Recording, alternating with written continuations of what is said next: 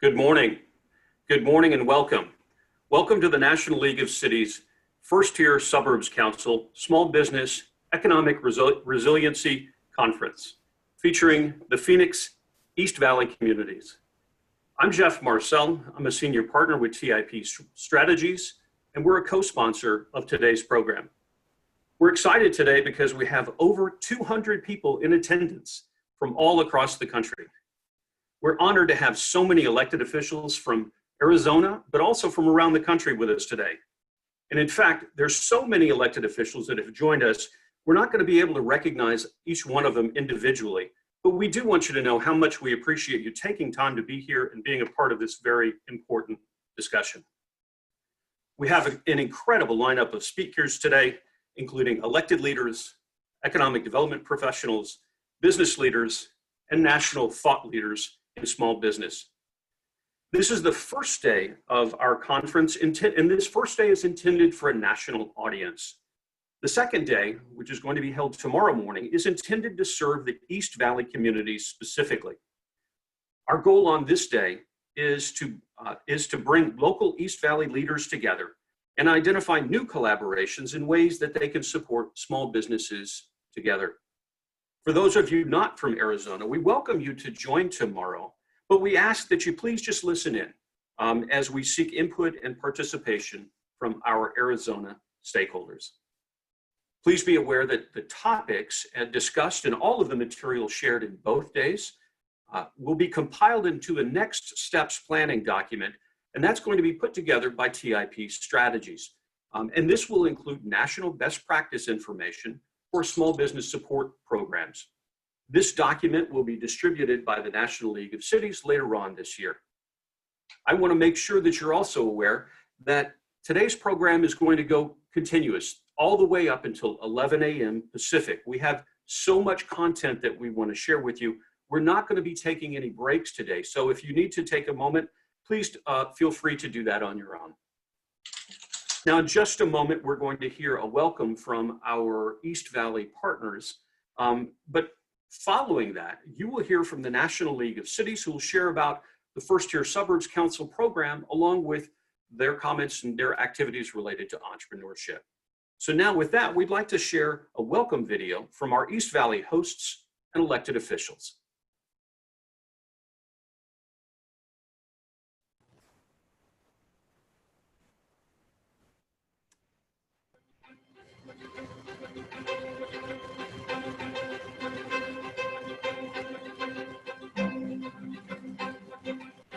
Along with the National League of Cities and TIP Strategies, we're thrilled to welcome you to the First-Tier Suburb Council's Small Business Economic Resiliency Summit. This is NLC's second year hosting this conference, and I couldn't be prouder to have Mesa, along with our neighbors Gilbert and Queen Creek, chosen for this incredible opportunity. Maricopa County, where the Phoenix East Valley is situated, is the fastest growing county in the country and the 6th youngest metro in the U.S. The greater Phoenix area is home to more than 5.5 million people, and our 3 cities alone have over 835,000 of these residents. The Phoenix East Valley has several unique assets, including premier mixed-use corporate developments like Gilbert's own Ribulon, a 250-acre mixed-use development that will be home to 3 million square feet of Class A office, supported by an abundance of retail, restaurant, and hospitality amenities to make it a true live, work, and play environment. And international business facilities like Skybridge, Arizona, a 360-acre development that is the nation's first and only U.S. and Mexico customs hub, located at one of Mesa's 2 airports. And agritainment destinations, including the Queen Creek Olive Mill, Arizona's only working olive mill, offering first-hand olive-making tours and a restaurant with locally sourced foods. One of the things we're most proud of is our ability to collaborate, build and improve Phoenix East Valley together.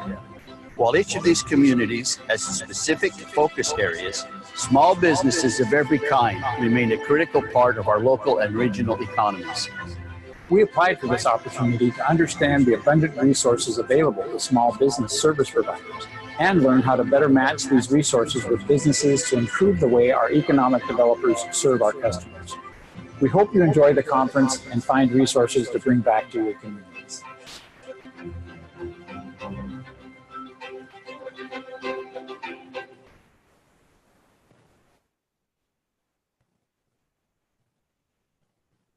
Howdy, I'm Council Member Adrian Hernandez, Chair of the First Tier Suburbs Council, part of the National League of Cities. I want to congratulate the City of Mesa for being chosen by the First Tier Suburbs Council.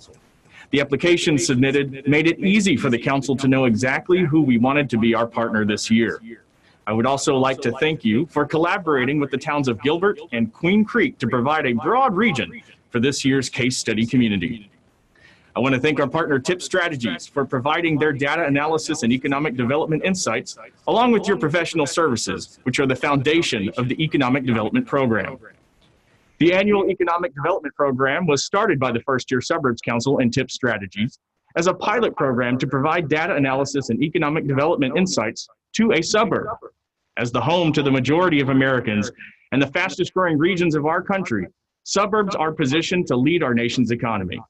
However, there is a need for the information regarding the management, innovation, and leadership in our changing economy. By leveraging the city's economic strengths and identifying opportunities, the program would showcase innovative programs in practice that other city leaders could emulate. With elected officials leading through these uncertain times, we have been blessed to have the Phoenix East Valley cities and towns, along with nonprofit partners, provide these examples of how they are supporting local businesses to get through and build back from the COVID-19 economic downturn. Once again, on behalf of the First Tier Suburbs Council, I would like to congratulate the City of Mesa on being chosen this year to work with our partner Tip Strategies to provide invaluable research that helps strengthen our nation's suburban economies.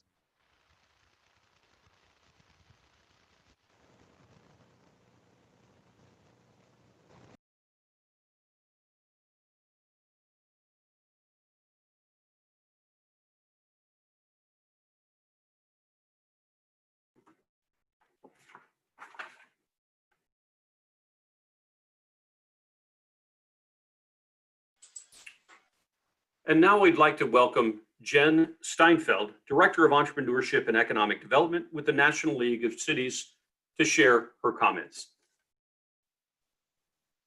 Good morning, everybody, and thank you so much for being here and for inviting me to come and share a little bit about the programming that we do here at the National League of Cities to support entrepreneurs and small businesses in cities across the country. I'm going to share a couple of slides with you just to give an overview of our signature program, the City Innovation Ecosystem Program. So this program grew out of a partnership with the Ewing, Mary, and Kaufman Foundation in Kansas City that hosts the Mayor's Conference for Entrepreneurship for the last 9 years. And we started partnering with them to provide year-round technical assistance programming for cities that really wanted to take on local economic development. And our focus is completely on Main Street businesses and helping cities and mayors support local businesses. So in our first year, we had over 50 cities partnering with us, and then they leveraged 200 partners and over $100 million of investments in those 50 cities. And we're currently in our third year of programming right now, where we've had about 100 cities participate. We've had 50 cities take a pledge for commitment, and we're supporting those with a year of programming, even in this challenging year. The heart of our program is what we call a commitment. We have a menu of policies, practices, and programs that cities can decide to implement, and they select one of those and make that commitment to really put a stake in the ground and identify their city as a leader in that topic area. And it helps us to support cities in leveraging all of their local resources. I don't have to tell you that this is certainly pronounced now, but not unique to this time, that small businesses need access to capital. Well, one of the things that city leaders can do is build relationships with financial institutions, community development institutions, and philanthropic organizations within their cities to really set a goal for what that looks like. Currently, we've been looking a lot at racial equity in entrepreneurship and at the number of Black-owned businesses that are closing right now because of a lack of access to capital. And we're working on new programming for next year to really focus on that targeted capital for Black and Indigenous and people of color entrepreneurs.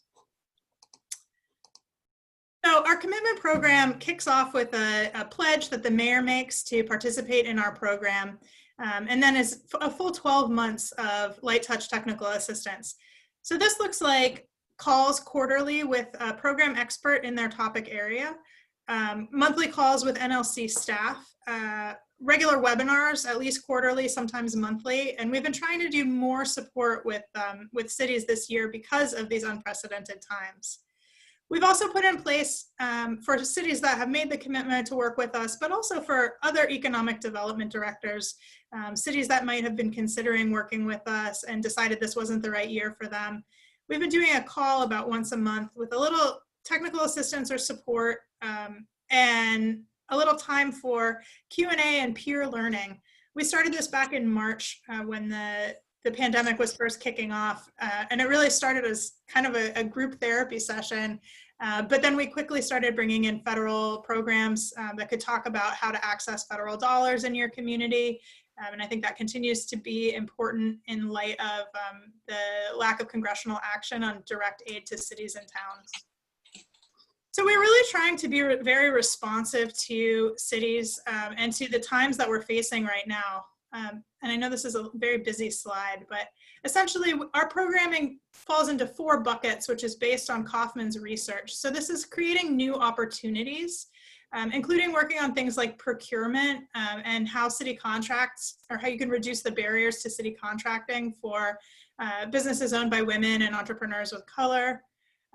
Increasing the capacity of cities to work with startups and to speak the same language as startups so that we can leverage their ability to do things like data analytics for civic problems. And increasing diversity of representation for entrepreneurship and economic development through the local entrepreneurship support organizations. And we have 2 things related specifically to funding this year. We're working with Kiva. Some of you may know their international work, but they are also building hubs within cities across the country to leverage that micro lending. And then also working on the power of crowdfunding to support businesses, partnering with a group called WeFunder to help businesses that may not have that network themselves to access this network that WeFunder has put together. Knowledge, of course, being really important still. We partner with SourceLink to help cities map out the resources that already exist there and identify any gaps or strengthen linkages between them. Increasing the skills that entrepreneurs have to actually lead successful businesses. And then when I was a city leader at the City of Providence, this is the one that I did, Ecosystem Ambassador, naming someone within the staff to be a point person for small businesses and entrepreneurs within your community to help navigate what can be sometimes a confusing system. And then our last 2, we're working with research universities to provide visas for immigrant entrepreneurs.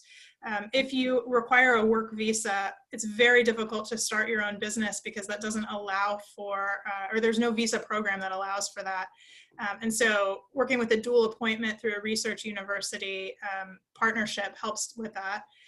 And then this is a new thing for us this year, working with informal entrepreneurs and helping cities find a non-punitive process to bring people who may be producing culturally relevant foods or providing childcare within their home and to help them get licensed and bring them out of the gray market economy and up to speed with the local regulations.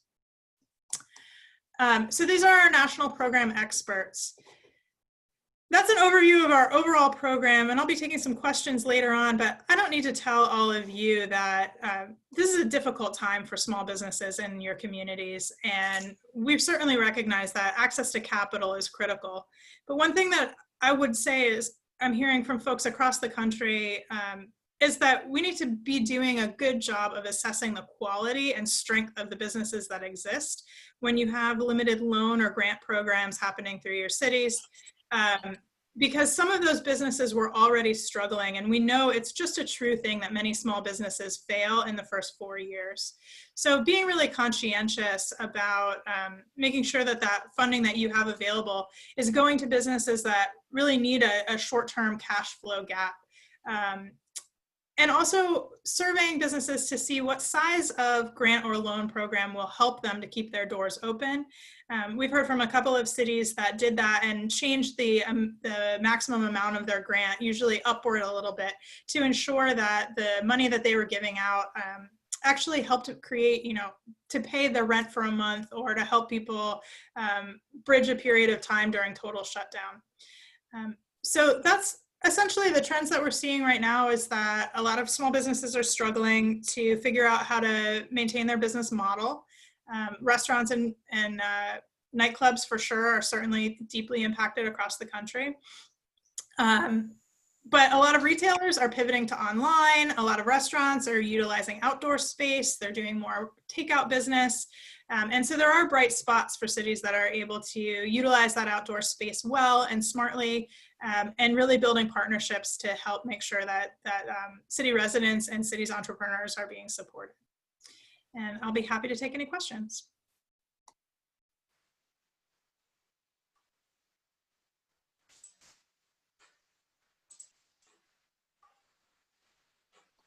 I see one question, and I'm happy to share the deck after the presentation. Thank you. I hope everyone can hear me okay. Thank you so much, Jen. I really appreciated that presentation.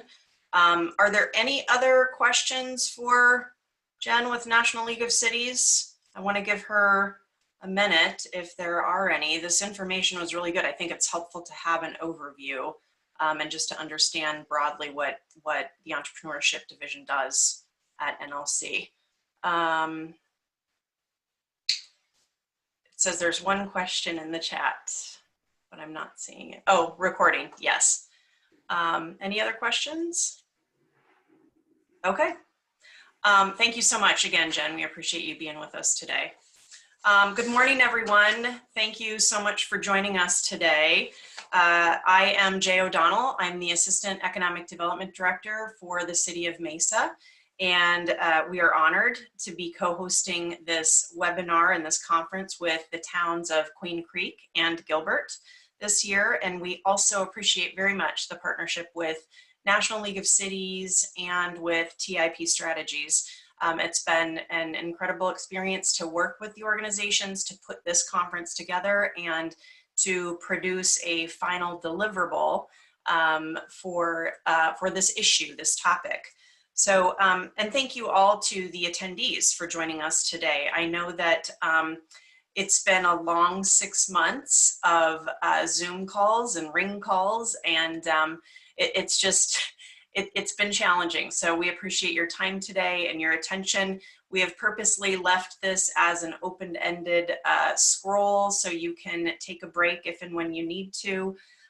We do look forward, however, today to the presentations and all of the dialogue that will be had, and also to the working sessions tomorrow, really geared toward fine-tuning some strategies and best practices for the East Valley cities.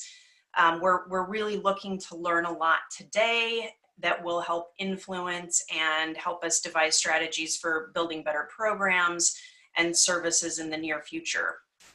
When we began planning this conference, we felt that it was important to start with a foundation for this body of work that will be produced throughout this conference. And we felt strongly that we needed to dig into the data and the research as our starting point.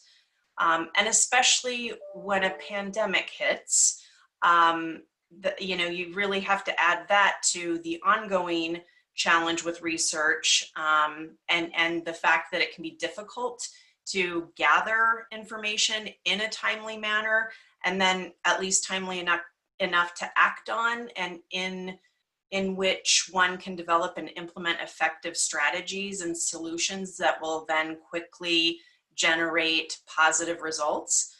I'm guessing that everyone on the call today, the conference today, has asked themselves many times over the last 6 months, how in the world do we move forward from here? And how do we pick up the pieces and really get back into it? And how do we best help small businesses when we all have not enough resources, and we don't know exactly how to proceed with this pandemic and during the pandemic, and how do we know that we're moving in the right direction. So these questions are why we invited the Godaddy Venture Forward team here today to share critical insights about micro businesses and stabilizing the local economy with information and data from their multi-year study of 20 million micro enterprise ventures. And we'll also hear localized data insights too. So really looking at East Valley cities contextually and comparing us to a couple of other communities around the country. We're also going to learn about Empower by Godaddy. So taking that data and taking the research and then applying it and building a program, a social impact program that works to level the playing field for entrepreneurs and underserved communities. And also hearing about Empower's process of creating those innovative programs and partnership models so that we can walk away after this conference with some really good ideas on how to organizationally structure how we want to go forward. So it is my pleasure and privilege today to introduce our 3 keynote speakers. I won't read their bios as those are in the program, but I'm going to mention a couple of points that I found interesting on each of them. Alex Rosen works in the greater Los Angeles area. She did her bachelor's at Stanford in economics and poetry creative writing. That's quite a left brain, right brain there. She did her MBA at UCLA, and she's worked for Google and Cisco Systems before joining Godaddy a little over a year ago to start the Venture Forward program. Jeremy Hartman works in the San Francisco Bay Area. He did his undergrad at Washington University in St. Louis in history and political science, then a master's degree from Northwestern University. He also worked at Cisco before joining Godaddy. And Stacy Klein, representing Empower by Godaddy. She is a local. She's here in the greater Phoenix metro area.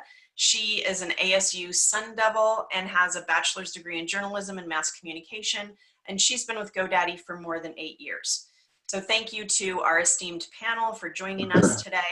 Just to let everyone know on the conference line, we will leave a little bit of time at the end for questions and answers. So as the panelists are going through their presentations today, if you have a question, there is a Q&A box down at the bottom of your screen. Don't put it in the chat, put your question in the Q&A box. And then we'll select a few from those questions as we wrap up at the end. So again, thank you all to our panelists. Really appreciate you being here. And with that, I'll turn it over to Alex. Thank you so much for that kind introduction. We're very excited to join. I will pull up the presentation and turn it over to Jeremy to kick it off. All right, thank you. Hey, Jay, that was a wonderful introduction. Thanks for doing a lot of work on our behalf for this conference and also helping us meet everybody on this call. I do recognize some of the names of the attendees, our friends in Gilbert, who we've had a lot of fun working with over the last year and a half. All right, so let's get started. So we have about 20-25 minutes, I believe, and you're going to hear from myself and Alex and then Stacy. We're going to run through some data with you. And then I think the most important and interesting part of this presentation actually is going to be what Stacy has to say at the end with regards to how we're actually changing what we do based on this data and how we're helping communities out in the field and how we can hopefully help you. So I'm going to take a few minutes at the beginning of this time just to talk a little bit about Godaddy and why in the world we're doing this project, because I hope this is the first of many conversations we have with all of you. And as we dig deeper into the data with you on follow-up conversations, I think it's important for you to know where we're coming from on this project, why we did it, and what kind of data set are we actually looking at. So before we get to some of the results, let me just spend a few minutes of background with you on who we are and why we did this. Next, Alex, please. All right. So GoDaddy started as a business in the mid-1990s, and we were primarily a company that helped people buy domains, www.gilbert.gov. And our business model back then was primarily, how do we help everyone get a piece of real estate on the internet? For those of you who were monkeying around with the internet way back then, you might remember that it cost hundreds of dollars to get a domain name. GoDaddy set out to make that cost only a couple of dollars to get a domain name. And so for the next 15 to 20 years, that's almost exclusively what we did. And you might remember us from some pretty salacious Super Bowl ads. But since then, we've grown both as a company and with our business model. We realized with all the people we were selling those domains to that they wanted to do something with them. And so we got into the business of actually developing software and services that help people bring to market their ideas, whether it be a business, whether it be a hobby, whether it be a community site, like for a church or a baseball team. How do they bring to market and bring to the people they're trying to reach those ideas, that community, as fast, as efficiently, and as productively as possible? So GoDaddy is quite a different company today. And today in the US alone, we serve 10 million everyday entrepreneurs and over 20 million ventures. So let me dig into what those words actually mean, because this will come up a lot in the presentation.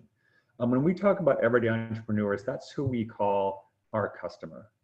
These are people who are deciding to make their own way in the world, to do their own thing. They're not entrepreneurs in the sense that you might see on the cover of Inc. magazine or that get venture capital, but they're the people who are selling candles from the living room. They're the people who are opening up a one-person restaurant. They're the people who make crafts and trying to create a living by selling them.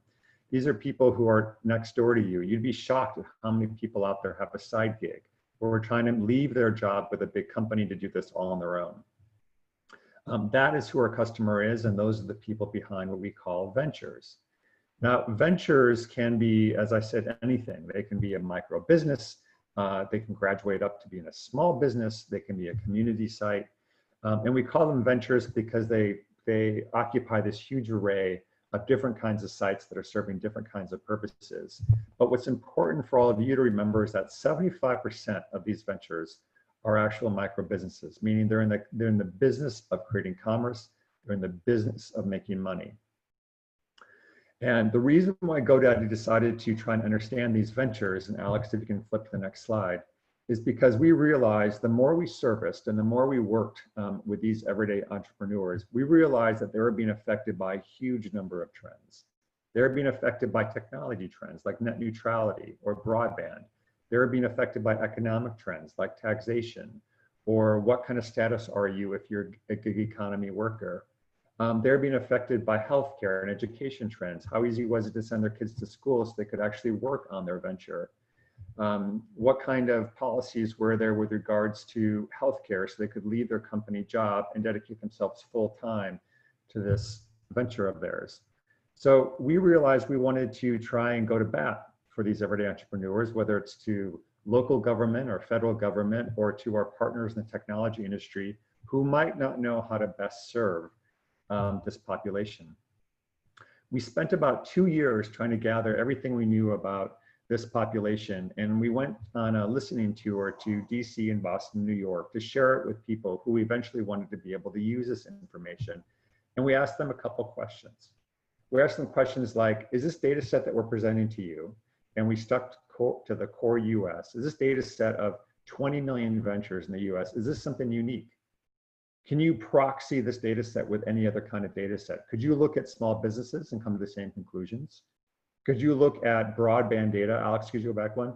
There we go. Could you look at broadband information and come to the same conclusions? And the answer was across the board, no. You can't look at broadband data. You can't look at current government data. You can't look at small business data and actually try and understand this population in the same way.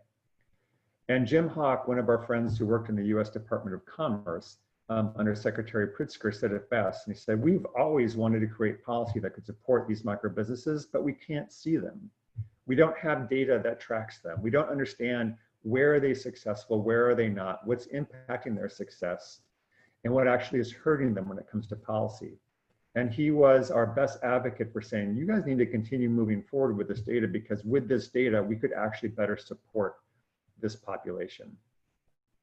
The second question that we asked, and that Alex is going to get to later on this presentation, is, are these communities actually, or is this population actually having an impact on their communities?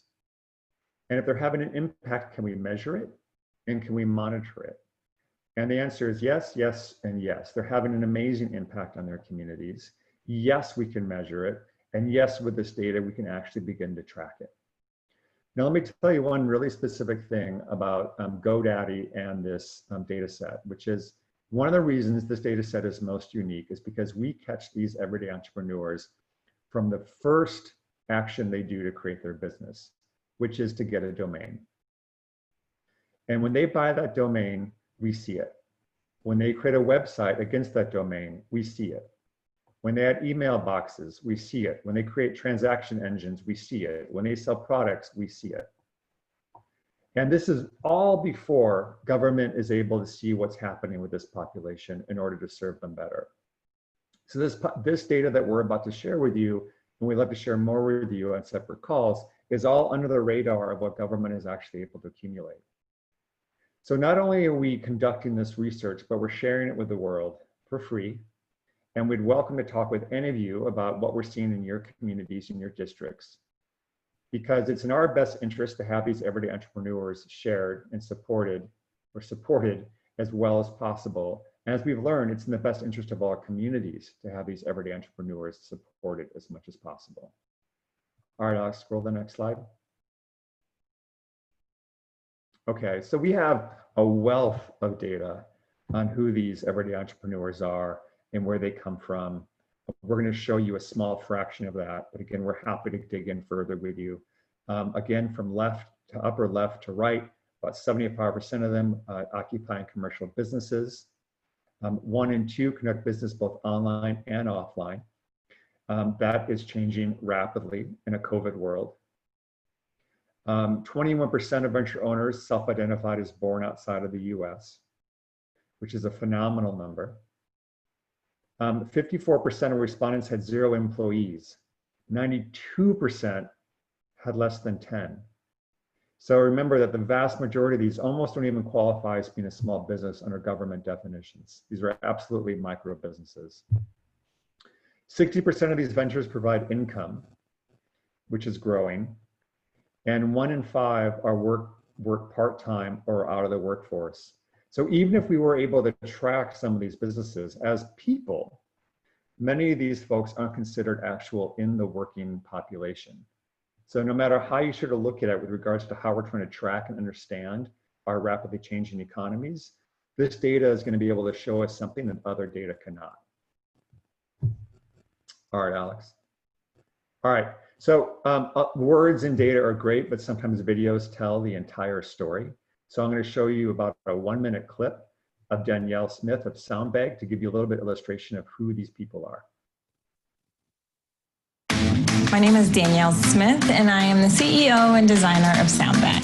I come from a family of entrepreneurs, and from being very young, I knew I was going to have a business. I started out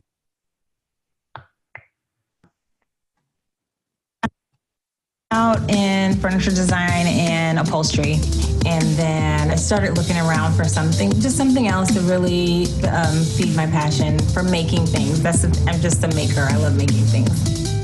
Okay, so this is where I create. This is where all the Soundbag work gets done. This is one of the machines that I use. So it has this little arm here that makes it very easy to use. I have my webbing here so I can get my colors together. This is where I like to sit and get all my ideas out. When a person buys a bag, you're now a Soundbag family. With the emblem on the bag, when music makers see it, they feel appreciated.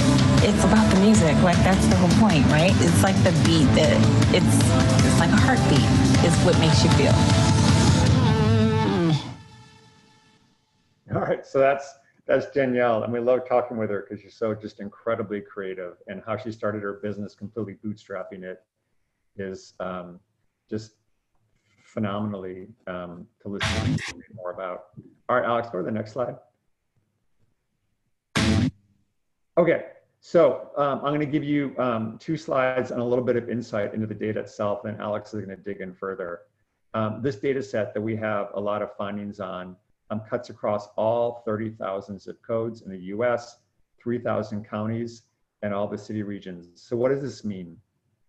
That means that we can take a look at your counties or your cities and tell you how many micro businesses per 100 people are in each one of your areas, whether we look at it by zip code, by county, or by city regions. We can take a look at these micro businesses, whether it be you're in a really big city or whether you're trying to figure out what's happening in a particular zip code. We can look at these micro businesses over time. So we're tracking these month to month to month. And so we can look at what happens them against time-based events, such as the election coming up, such as the passage of a specific piece of legislation, such as if you do a major investment in your communities, we can take a look at how the activity is changing with these micro businesses before and after the investment that you actually make. And so we measure these ventures through 2 different sort of lenses. The first one is how many of them are there per 100 people in a zip code, a county, or a city region. And the second is how active are the ventures across a number of metrics we're able to pull from monitoring their activity level, whether it be how much traffic they have, how many transactions they're running through their venture, whether it be how networked the venture is across the internet. The privacy of these micro businesses are completely protected. You'll only see them at a granular level at most of a zip code level. But the data we are able to share with you will give you a really good idea about the health and number of micro businesses that are happening in your communities. Next. All right, here's the punchline. The punchline is that from the data we've been able to look at and from the findings we've been able to view over a period of multiple years, micro businesses strengthen communities everywhere. These micro businesses are not the most dense just in the cities or just in the coasts or just where people have technology jobs or just where people are most educated. They are everywhere. And if you're to look at maps of where we show high density of micro businesses, you see them in places like the west coast of Florida, which is heavy retiree and heavy rural. You'll see them in places, in spots along the border between Texas and Mexico. We have a lot of immigrants who are trying to make their own way through creating their own venture. You'll see them in rural populations across the Midwest, in addition to both the coasts. So these are everywhere. 2, they build economic resiliency. We have found through, multiple years of study that these ventures actually help increase median income in the communities in which they sit. But really important to today's conversation, ventures do a particularly amazing job at helping communities recover from major economic shocks. We studied this very intensely for what they did during the Great Recession of 2008. And now we're looking at it very closely with COVID, and the findings hold, which is where there's a greater density of ventures, communities are able to bounce back faster. And third, they offer new models for economic development. Supporting micro businesses doesn't have to be a either or proposition. We know there's plenty of top-down economic development models that have done great things for communities. Consider this a bottoms up, starting at the most cellular level of bottoms up. Finding ways to support these ventures, turn them into micro businesses, turn them into small businesses, and hopefully they scale up from there. So what we're learning about supporting these ventures, both from what Alex is going to share with you and then Stacy, we hope you can borrow to create additional economic models to support them in your communities. I'm going to transition over to Alex, but let me repeat that we are very open to having conversations with you about what we're seeing in your communities. We're very open to hearing about what you're doing so we can learn from you as well. And we're very open to sharing with you what we're learning and supporting communities around the country. Alex, I'll turn it over to you. Great, thanks, Jeremy. So I'm going to run through some of the data pretty quickly. As Jeremy mentioned, happy to follow up in case we don't get to any questions that come in. So and Alex, you're going to need to speak up a little bit. You're a little bit faint from your mic. Oh, all right. Thank you. Okay. Keep me honest if I'm not coming through, but we'll always follow up as well. So starting with economic resiliency. Communities, as Jeremy mentioned, double clicking down on that, recovered faster when we looked at data from the Great recession and recovery between 2007 to 2016. So if we take even a use case of 2 cities, same kind of population distribution, same socioeconomic distribution, same broadband adoption rates, and yet one was in top 10% of recovery and one was in bottom 10%. And what we saw as a key difference is one had twice the density of microbusinesses.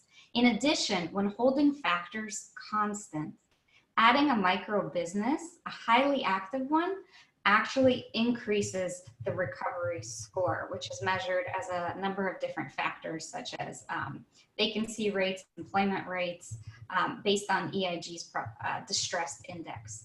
So we see both in modeling and in use case, micro businesses can make a difference. Next, economic prosperity. We saw that if you hold things constant, adding a highly active venture can increase the median household gains year over year. So what you see here is looking at a 2-year change, and for every highly active venture, $408 would be added to that growth and the national average. So on the right, you'll see an example specific to Phoenix and what was the change in median household income. And then it would equate to almost a 6% increase with adding 1 additional highly active micro business. In general, Phoenix is number 40 out of over 900 CBSAs in terms of the density of highly active micro businesses in the area. Economic activity, and specifically employment activity. Communities with more micro businesses would see lower unemployment rates. Again, when holding factors constant, each everyday entrepreneur is associated with 2 or more jobs created in that community and tends to have at least 1 micro business. So adding 1 micro business per 100 people is associated with reducing unemployment by 0.05 percentage points. So if we take Maricopa County, for example, the micro business density is 10.7, and later on I'll share how that's contextualized against national average. But sneak peek, it's about 3 times the national average. And unemployment rate in July 2019 was 4.3%. This would take it down to 3.8%. So micro businesses, we see this trend continue. So while we were excited, that there's a there, when we look at the economy in general, what does it mean during times like this, during times of pandemic and economic shocks? And we actually saw that this held during economic shocks like the COVID-19 pandemic. What you see here is from Urban Institute data source, what is the estimated and predicted low-income job loss in different communities against the population. And the different colors are, the darker the dot, the more micro businesses per 100 people. And you could see a very clear trend that the more micro businesses there are, the lower the low income job loss was in those communities. So we were very excited to see a there. And then when we dug deeper, we saw that while areas that had more small businesses, especially registered small businesses, so likely predominantly brick and mortar, would see more low income job loss, combined together with a higher density of micro businesses, we actually could see that job loss decrease.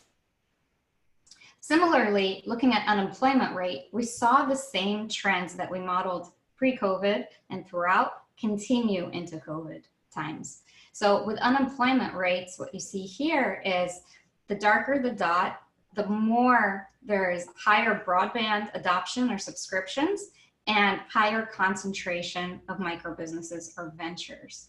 And so here again, broadband alone would actually see higher unemployment rates and was not alone enough to offset it. But together, when it's not just the adoption, but the utilization of that internet connection, we can see unemployment rates start to go down.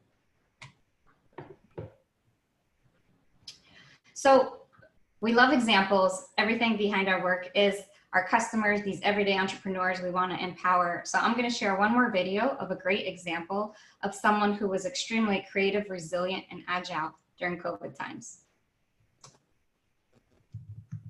My name is Charlie Pierre. I'm the head chef and owner of Thai, which is at the St. Mark Market here in New Orleans, Louisiana.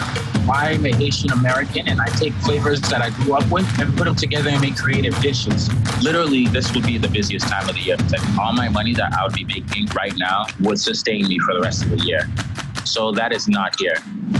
One of the things that helped Thai and helped the community was feeding the front lines. There's different groups that I use, like St. Bernard Project, as well as the Red Beans Project.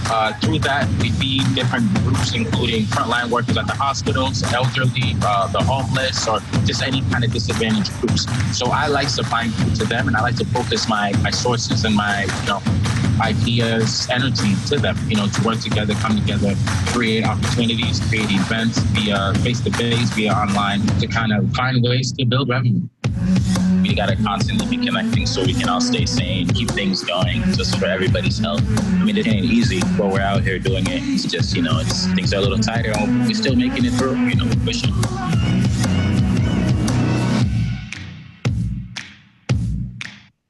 So Charlie is a great example of someone who adapts to the times by utilizing the internet. He obviously has a physical presence, but also figured out how to extend, move operations online, communicate and bond with new customers, and also hire other people and create jobs in his community. My name is Charlie. So one thing that was interesting to us was also to look at a subset of these micro businesses. We have about 1 million out of the 20 million we can look at to see industry trends based on their traffic and orders or transactions online.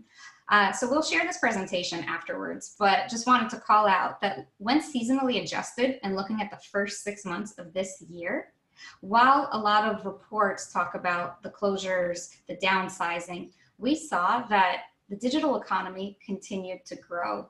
And so traffic actually, even year over year, went up for some of these industries that you see as the top 3 by traffic, and their orders went up as things shifted online. And even the bottom 3, when you look at, while the traffic may have gone down, the orders for some still went up. On the right side, you see the verticals that went up in both traffic and orders as people moved to ordering in, spending more time at home and home projects, investing in things like boats, bikes, and camping, as well as creative outlets. So as Jeremy mentioned, these micro businesses are everywhere. And as Jay mentioned, we wanted to take a look at some of the local communities. We've had the privilege to work with Gilbert on a couple of things. So we had already gotten a little peek into what's going on, but wanted to call out here just for you to get to know a little bit of these micro businesses in your areas. So what you'll see here is the different communities, and based on their micro business density, population, and then small business density. And you could see micro businesses are very plentiful and have as many, if not more, than the small businesses in the area.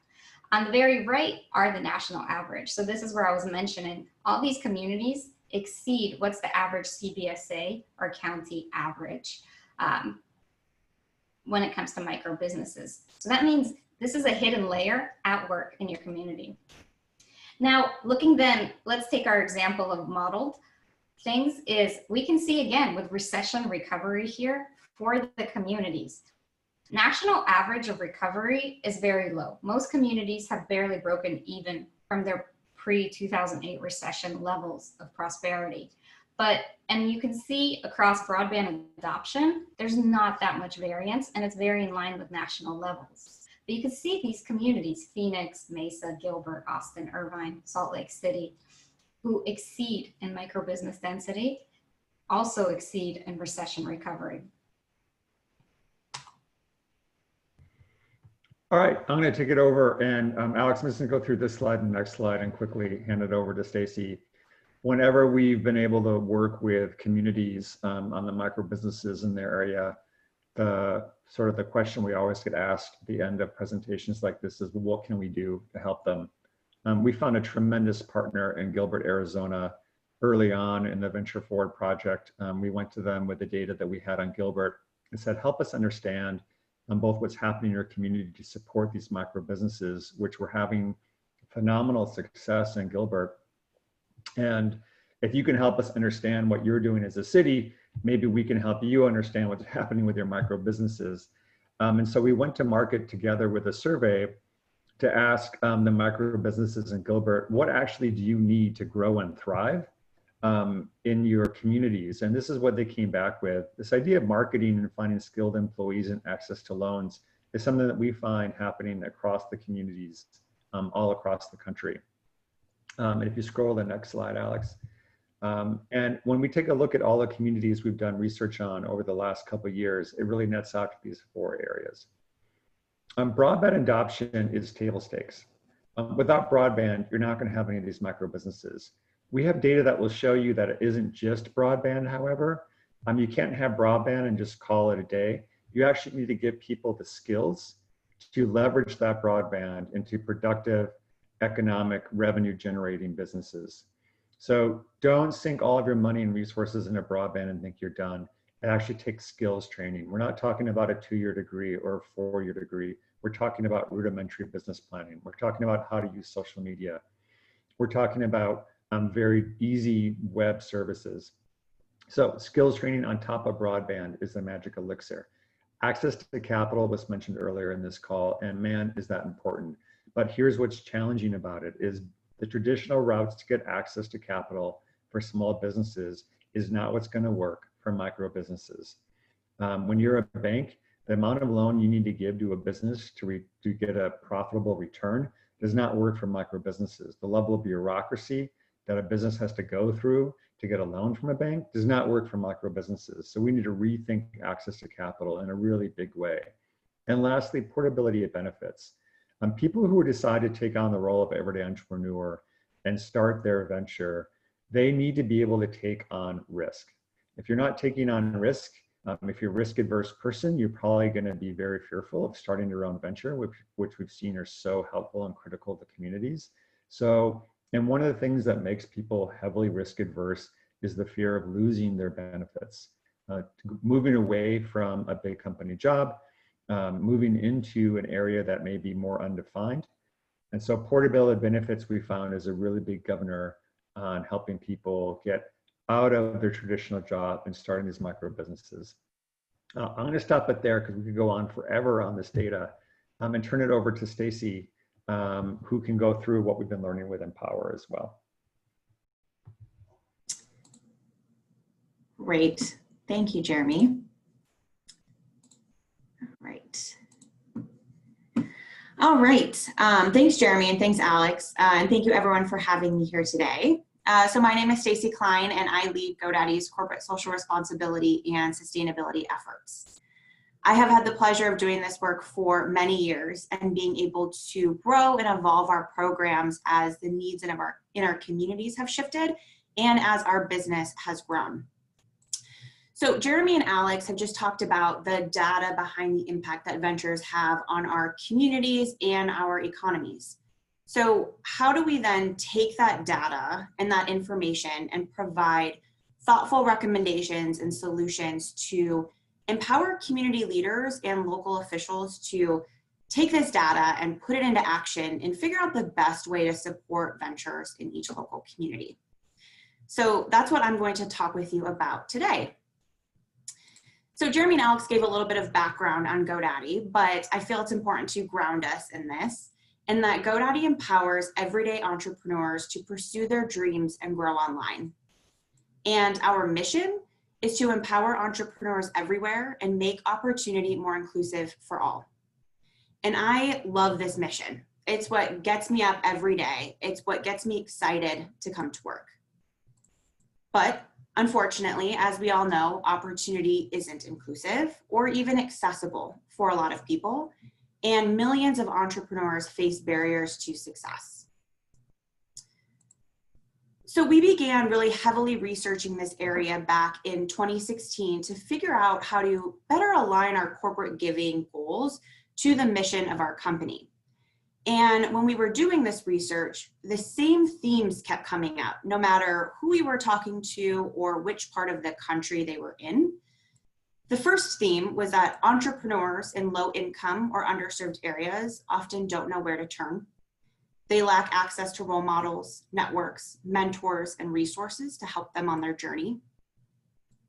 The second theme was that entrepreneurs in low income or underserved areas often have limited business skills and constrained access to capital.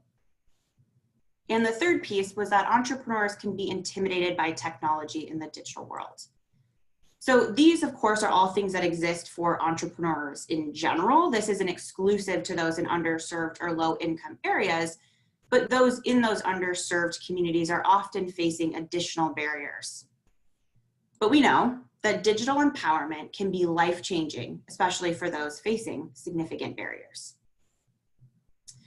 So we learned that digital literacy is a top need for entrepreneurs and for the organizations supporting entrepreneurs. And we learned that more than half of small business owners don't have a website. Small business training programs lacked assistance in the digital marketing area. Less than 25% of micro business development organizations help clients navigate technology. And less than 50% of programs nationwide offer sales and marketing support. So again, these are stats and quotes from our initial research. And so these figures have changed, especially with COVID-19 and this widening gap and these new barriers that entrepreneurs are facing. But Jeremy shared a little clip of the COVID-19 Venture Forward survey, and we still know that this technical assistance and this marketing piece are still consistently in the top 3 needs for small business owners to start and grow right now. So that's just reinforced our efforts in this space. So to sum up a lot of this research, we realized that although as a company, we have the products and the tools to support small business, and we build our products to be accessible for anyone, there was this entire population that we weren't reaching because of where they live, lack of access, or other unique barriers. So our goal then has been to create a program to meet entrepreneurs where they're at in populations that have historically been underserved. And our solution is always to apply what we do best, which is a combination of inclusive entrepreneurship and digital empowerment. We are committed to recruiting, supporting, and empowering entrepreneurs in underserved communities who are often left out of the small business ecosystem by helping them gain critical digital skills and access to other resources. Because we believe that anyone, no matter their age, race, gender, or socioeconomic background, should have the opportunity to pursue their independent venture. And factors like where you live shouldn't hinder your ability to and hinder your dreams of being your own boss and making that a reality. So I'm going to share what we created to empower more entrepreneurs, particularly those in underserved communities. And my hope with sharing our program as a case study is to help you all think about how you can bring a resource like this back to your community, or take pieces of this that are relevant for your community. So in 2017, we launched Empower by Godaddy, which is our signature social impact and philanthropic program. And our mission is to equip entrepreneurs in underserved communities with the training, tools, and the resources that they need to accelerate their small business journey.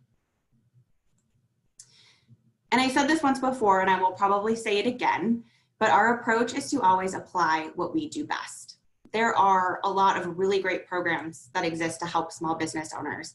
And we're very intentional that we are serving a specific need and helping those whose needs aren't being met by current resources. And we do this in a really collaborative way with our nonprofit partners and CDFIs, who you'll hear me just reference now as our partners. So every Empower program looks different based on the community, based on the city, based on the population being served, and based on our partner. But the programs all start with the same core components. The first is the customized and accessible learning experience, both for the entrepreneur and for the partner organizations that we work with. So this starts with the learning management system, which is a personalized and custom program that allows a great learning experience for the entrepreneur and an easy tracking tool to help the partner organizations manage the entrepreneurs that they're working with. We then introduce Godaddy expert coaches. So hundreds of our employees volunteer in this program in a variety of different ways. And these employees range from all over our business. So of course, we have a large amount of volunteers from our customer care guides who are on the front lines with our customers every single day, all the way up to our CEO, who just ran an Empower webinar a few weeks ago. So I mentioned that Empower is run by our partner organizations, who again are those CDFIs or nonprofits working in the community. And they launched this program in cohorts because we know how important it is to introduce entrepreneurs to a network of their peers so they can get advice from each other, they can lean on each other and work with each other throughout their journey.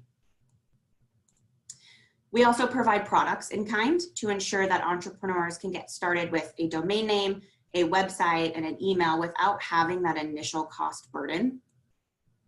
And then of course, all of the participants receive access to GoDaddy's 24/7 support, in addition to the other mentors and community resources that we introduce to them throughout the program.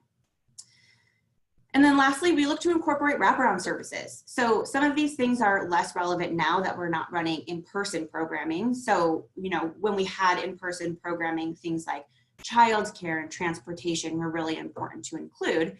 But we've now shifted that to a virtual model to make sure that the entrepreneurs participating in the program have a computer, they know how to use the computer, and they know how to access this content.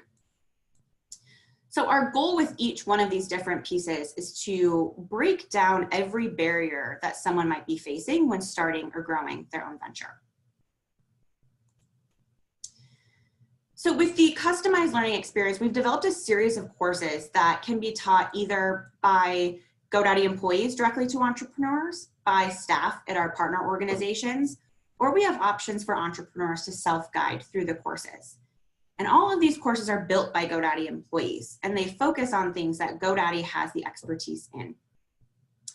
All of the courses are designed to build upon one another and help entrepreneurs apply these new skills in bite-sized pieces.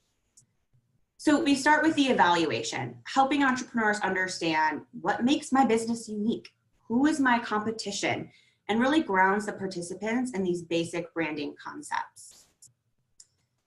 We then go into helping business owners evaluate their online presence and understanding what tools they need.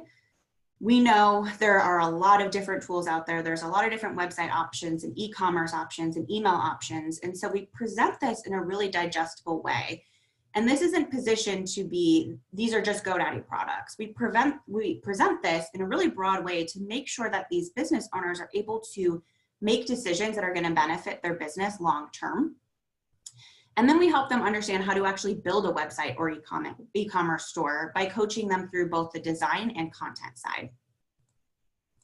We then plug into digital presence tools like email marketing, social media, and search engine optimization. And then lastly, we dive into the world of customer service and sales, and then security. So not just how to protect your business, but how do you protect your customers' information? So it's a lot of content. It's a lot of content, especially for entrepreneurs and small business owners who haven't engaged in this type of content before. So we back these courses up with additional resources and connections to engage with the entrepreneurs and see where they may be stuck, what's working, and what isn't. And this is really where our volunteers come in. So our volunteers teach live workshops, they hold Q&A sessions, live demos, they do one-on-one coaching, they do small group coaching to be able to dive deeper into the content and then answer specific questions. So throughout the cohort, of course, our community partners also have staff dedicated to the day-to-day contact with the entrepreneurs. So these staff members may be delivering content, they may be holding one-on-one sessions, but they're supporting the entrepreneurs throughout the entire program, and they're communicating with us on what else is needed. So we've been able to build partnerships all over the US and Europe with both national and local organizations, and each partner chooses a different model to deliver the Empower program based on what they will believe will resonate best in their community. So some of these programs are high touch, some of them are low touch. Some of our partners are running some sort of small business programming already, and we're able to just complement with a technical assistance side. Some of our partners are focused on lending and helping these small businesses and these micro businesses get access to funds who aren't being served by traditional banks. And then we're able to, again, complement with this technical assistance. Some of our partners had nothing to do with small business, but they saw a need in the community, and they've developed an Empower program around that specific need.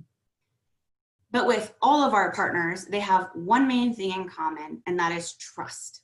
We partner with organizations who are trusted in the community and build meaningful and hands-on relationships with the individuals that they serve. That's the #1 lesson that I've learned throughout this program. If the partner organization isn't trusted by the population that they're serving or hasn't built up enough clout with that population, this program will not work. So by implementing these different models and then relying on our partners to tell us what works best in their community, we've been able to scale this program to reach entrepreneurs across the US and throughout Greater London and Munich. We also invest a lot into measurement and evaluation, and we do this in partnership with a university and a third-party consultant, because we want to truly understand if this program is having an impact, how it's having an impact, and then who are we actually serving through this program. So of the 3,500 entrepreneurs we've served so far, about 70% are women, and about 77% identify as a person of color. The majority of folks that we work with are new in business. They're less than 5 years, and about 64% of them are doing this alone. More than half of the participants are coming into the program without a website. And I will say the ones who are coming in with a website, it needs a lot of updating. There's a lot of work that has to be done. And the top 3 business categories that we serve are wholesale and retail trade, business service, and then food and beverage. So in the short term, we look at how this program has increased the individual's skills to apply to their business, and if this program has increased their confidence in successfully running and growing their business, and that it's helping them actually get to where they want to go on their journey. Long term, of course, we continue to track those things. We continue to measure business growth and confidence of each individual, but then we also look at the neighborhood impact. Have we been able to have an increase of small business development services in this community? Has that attracted other community investments? And we always refer back to our theory of change, that when people are empowered to increase their knowledge and forge trusted relationships among their peers, they will build the confidence and the skills to be successful small business owners so they can support their families and their communities. So every single one of us brings unique skills, resources, and expertise to our work. And by applying what we do best, we can make a big difference. But we know that needs change constantly, and we're constantly changing this program based on what we learn. When I think about what this program looked like in 2017 when we first launched it to 3.5 years later, what it looks like now, it's vastly different. And we continue to create, to test, to learn, to adjust and scale based on the needs of the community and how those needs have shifted, based on our partners and what they're telling us, and as we learn more and more from the research. So we all work in this space. We know how important it is to support small business, but we also believe that it's just as important to share the stories of these real humans, these real small business owners, to one, inspire others who may be considering taking the leap and finally starting their own business. And 2, to inspire those who have the skills and the knowledge to help support small business, to encourage them to support small business and to get involved. So we work to share these stories in a few different ways. The first is through our docuseries called Made in America.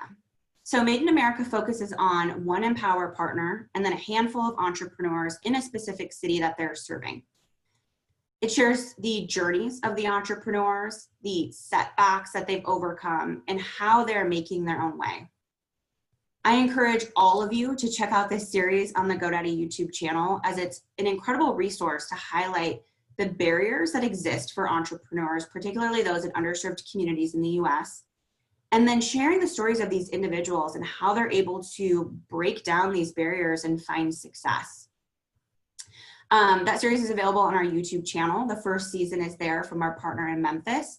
And we are launching our second season this week on Thursday that focuses in Atlanta.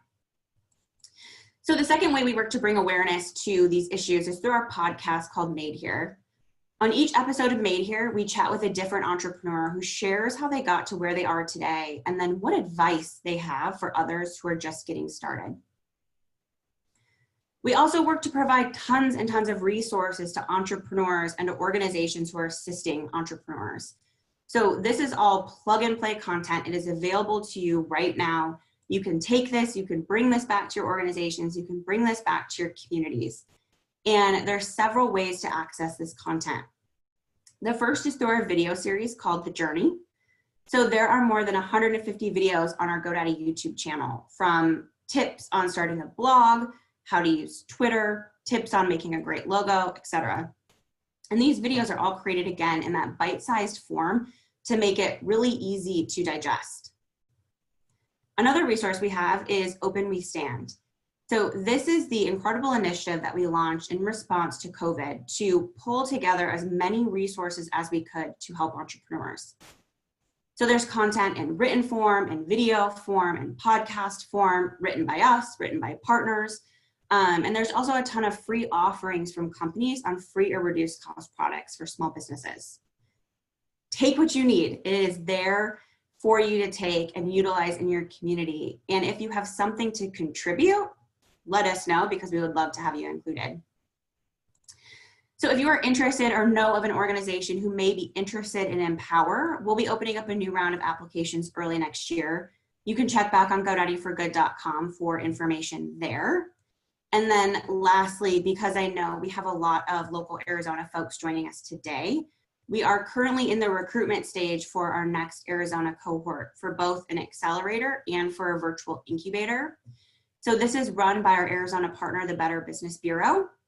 You'll actually hear from Kimberly Rowland, who's the Director of Entrepreneur Programs at Better Business Bureau, later today. And then you can visit bbbempower.com to learn more about the program and to get involved. So with that, I just want to say thank you all for allowing me to share this work. Again, my goal is to help you all think about how you can bring new ideas or solutions back to your local community. So from here, I'm going to hand it over to Jay, who will facilitate a Q&A, and we'll bring back Alex and Jeremy if you all have questions on the Venture Forward front as well. Great. Thank you so much, Stacy. Really appreciate that. And thank you, Alex and Jeremy, too. The data is fantastic. I did want to just let everyone know, if you have questions, feel free to use the Q&A, not the chat box, but the Q&A folder. I know questions have been coming in, and Jeremy has been doing a nice job answering them so far. I did, though, want to just ask a couple of them again for the good of the order here. One of the questions that came up is, we understand the data is free to the communities for the Venture Forward data, but how do they access it? And then if they need more data, or if they're looking for a more granular report, who do they contact, and how do they reach out to Venture Forward folks? Jeremy, would you mind answering that? Yeah, thanks everybody for your questions. And the data can be found on godaddy.com/ventureforward. And we also have a downloadable data set there for you to take a look at. Once you take a look at those resources and you want to dig further, feel free to contact us. And we'd love to work with you in greater granularity as the data allows. Yeah, and if I could add one thing. When you go to the website, there's a research and methodology section.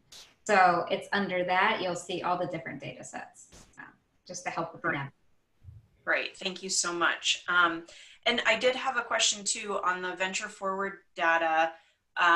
Was the research gathered just on clients of GoDaddy? So you have that particular population segment, or was it broader than just GoDaddy clients? It's a great question. All of the ventures that we're looking at have a GoDaddy domain. It doesn't mean that all the products and services on top of that domain are all GoDaddy. They can use different technology from our partners or others in the industry, but they will start with a GoDaddy domain. we estimate that of the 20 million ventures we look at, that represents just over half of the like ventures in the US. So we are looking at a majority of them. Okay, thank you. So I'm just going to ask a couple of questions that I had throughout the presentation, and I'm sure we'll get a couple of other questions in too, but I noticed on one of the slides, Alex, that you were presenting that Phoenix, the Phoenix metro area is number 40 on the density of micro businesses. And I'm wondering, and the three of you can answer this, but what are some of the most important actions that communities can take if they're really interested in increasing that number of micro businesses? And Jeremy, since you're already on, I'll have you start and then go to Alex and Stacy. Yeah, how to increase the density of businesses? I think there are, so let me start off with a broad observation, and then I'm going to hand it over to Alex and Stacy, who have done a lot more, I think, granular work than I'm going to share. But when we work with different cities, they usually come and look at the venture data and they're trying to address a specific problem. Usually the problem isn't, I just want to have more micro businesses. It's generally more specific than that. So I would suggest be really clear about the economic development problem you're trying to solve using micro businesses, as opposed to, we just want more of them in our city. When we were working with Chicago initially, they took a look at micro businesses and thought, this could be a really important ladder, economic ladder for communities within Chicago, where we've never been able to really create a sustaining economic ladder before, communities on the south side. When we were working with Gilbert, then Mayor Daniels took a look at the data, and something she said to us was, Gilbert has almost doubled in population in 10 years. And clearly the people who are, and while Gilbert is a very prosperous community relative to many other like towns in the US, she said, I want to continue to attract those types of people into Gilbert. And even though they might have full-time jobs, they're also running these ventures. So if I want to keep attracting people like that to my town, what do I need to do to support them? And that's a very different population with probably very different challenges when it comes to creating ventures. So I would say first, start with the specific economic development opportunity you see, or the specific challenge you see, and then use ventures as a way to address that, sort of as opposed to the other way around. I'll turn it over to Alex and Stacy if you have anything to add to that. Yeah, I think kind of building on that, we have also been looking at what are the associated factors and that drive creation of ventures on a general level. So we do, and shameless plug for the website again, there is a section around city rankings where you can look up different cities and actually see where they rank on the key attributes that drive ventures. And some of those include things like foreign-born populations, minority populations, inclusive broadband, which means access to lower income communities, et cetera. But there's a number of factors that are associated with driving them. But as Jeremy said, it's also honing in on the wide array of types of everyday entrepreneurs there are and what problem they can solve, because they have very customized needs. Thank you. Stacy, do you have more to add? Yeah, I'll just add, focusing on the program creation side of things, creating programs and resources to help individuals in the community start their own business. And, one part of the Empower program that I didn't mention was that it's very intentional that we have this open to any organization or individual that has something to contribute to small business. So this isn't just about Godaddy. We want to bring in other resources, because we know that businesses will succeed when there's that right mix of capital, technical assistance, and networks. And not often is there one organization or one company who can provide all of those things. So Jen mentioned this earlier in the work with Kaufman, of a resource so you can actually see what exists already in the community, where you could see what exists and then how you could complement some of that or team up with these other people and organizations working to bring resources to entrepreneurs, to just create a more robust program to help more and more individuals actually start their business.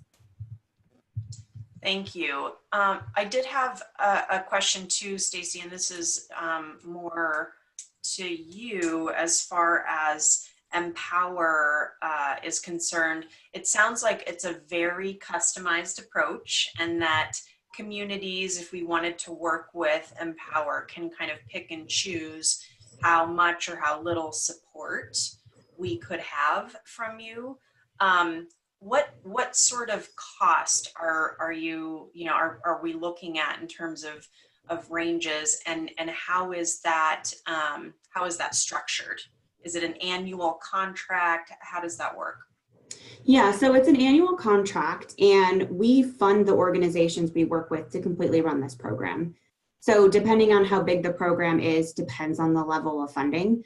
But we want to make sure we're giving the resources to the organizations we're working with, especially since we're working with nonprofits and CDFIs who don't historically have a ton of staff or resources.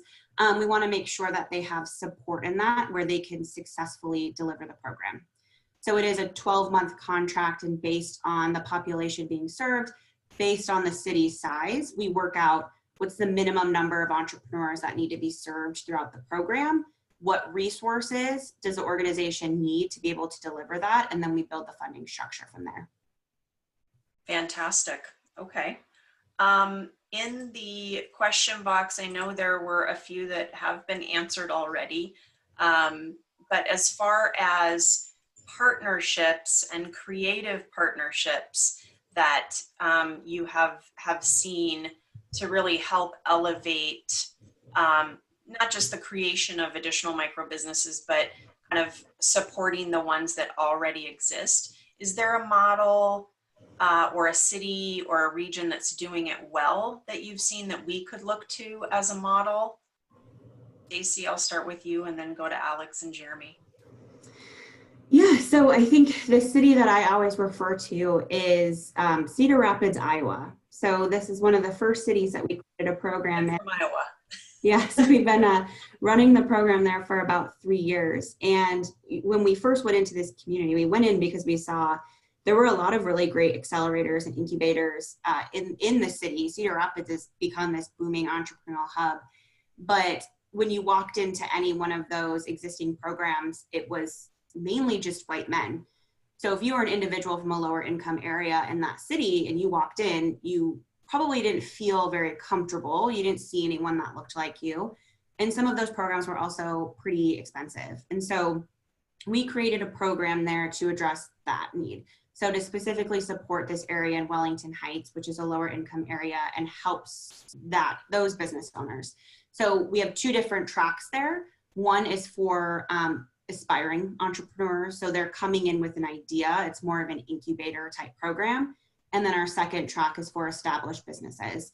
People in the area who want to grow, it might be a generational business. They're looking at how they can get additional resources to continue growing their business. And that model is one of my favorites just because of how big the network has gotten. So we have a local community foundation there that does lending for the small businesses in the program. We partner with a local community college, the SBDC in the area, the local library. So it's a really vast network of all of these different individuals having something to contribute and bringing it all together. And from there, we've been able to help more than 150 businesses, micro businesses launch in Cedar Rapids. Thank you. Alex or Jeremy, any models that you have looked at and would hold up as the pinnacle? I think the only thing I would say is just be really clear on what you're trying to solve and address. The more pointed and specific you can be, I think the more helpful the data is. We have a couple sayings inside the Venture Forward team, which is whenever you study 20 million of anything, you're going to find something interesting. But it's what's important about the data that is going to be the most helpful to you. So figure out what's important to your community with regards to what you're trying to solve. And we really believe the data will be able to support you and guide you in that capacity. But if you come with more of a blank slate, it's a little bit more challenging, one, to how to use the data, but much more importantly, how to put the data to use. The data will tell you interesting and hopefully important things, but how you put it to use, that's really how you define the opportunity. Good point. Alex, anything to add? No, I think 2 examples we have would be Gilbert is a great example of an economic development team that really looks at understanding their community, surveying, really hearing how to communicate with them. What are their challenges? What do they need? Another one was Denison, Texas, who looked at our website, saw data, and proactively on their own launched an accelerator for e-commerce businesses locally, and saw that got utilization and continued to add to it. So just kind of 2 great use cases supporting exactly what Jeremy said. Very good. Just a deeper dive on the delivery of technical assistance through Empower. One of the questions had to do with delivering some of the classes and training in Spanish. I guess I would add to that multilingual programming and education. Is that something that you're currently doing with Empower? I'm assuming it's based on what the community needs are and have been identified. Yeah, so it is, but we do have the entire Empower program adapted for Spanish. So it is, all the content is developed in Spanish. Any workshop that is being taught is being delivered by Spanish speakers. The videos are done in Spanish. And so we've adapted that to be exactly the same as the English version in Spanish. If there's an organization who has a different language need to that, we can work with them. We would rely on the organization to, of course, help translate that and adapt it to the specific community. But we have found English and Spanish are the 2 that we absolutely need, and we do have. Fantastic. Okay. I think there's time for one question. I guess I'll just follow up, because one of the things that has kept coming up, at least in my mind, is, access to broadband. And obviously GoDaddy has interest in that and reaching populations and the accessibility piece. But when the city of Mesa started launching our grant program, our financial assistance program, and our technical assistance program through the CARES Act funds, I was stunned, first of all, at the number of businesses who did not have websites. And I was very panicked about how they were even going to survive for 3 months, let alone here we are now at 6 months, and it's going to be several more months of much more online activity and e-commerce. And reaching these businesses, these micro businesses and ventures, has proven to be very difficult. They're not on LinkedIn, they're not using Twitter. Sometimes they might use WhatsApp to communicate, or they're getting messages via text. One woman, I'm just giving this to you for an anecdote, had applied for our grant program and was going to receive $6,000. We had sent her multiple emails and never received any answers, responses to that. So we called her and she said, "Oh, I don't even know what my email address is. Can you tell me what my email address is?" And so there's just this, lack of sophistication or even just understanding of what to do in this environment. And we have a, I think, a service to help these folks understand it's a much bigger step to take, but it's got to be done, and it has to be done sooner rather than later. So if you have any ideas on how to reach those underserved populations and those businesses who are not as sophisticated, that's one of the things we want to talk about a little more in depth tomorrow, but just kind of off the cuff, if you have a couple of ideas, please suggest them. Let me echo, Jay, your point, which is these everyday entrepreneurs are not technology early adopters. About 2/3 of the GoDaddy workforce spends their day on the phone with these everyday entrepreneurs, helping them solve problems like, what's that thing at the top of my screen having to do with the thing on my screen? Or they're trying to figure out how's the URL match to their website. They're trying to figure out email boxes. These are not, contrary to conventional wisdom, individuals who generally are are technology very advanced. And that doesn't mean they're in an underserved community. It just means that they're not technology advanced. So don't limit your perception to lack of technology sophistication to underserved communities. It's pervasive. So create your communication plans and strategies to these folks accordingly. Second of all, when we were working with Denison, Texas, the town there, I think, sent out their first batch, I think, of 15 different incubator grants of somewhere between $6,000 and $12,000 to their businesses that they were trying to get up online. We tracked those grants with them to understand what they were spending the money on and how well was it working. And one of the shocking and unfortunate pieces, especially if you're from Godaddy, came back was they were spending upwards of 70% of that grant just to get their business up online. And to a company like Godaddy, that's horrible to hear. But regardless of who you use to create your website, you should be doing that for pennies on the dollar for that.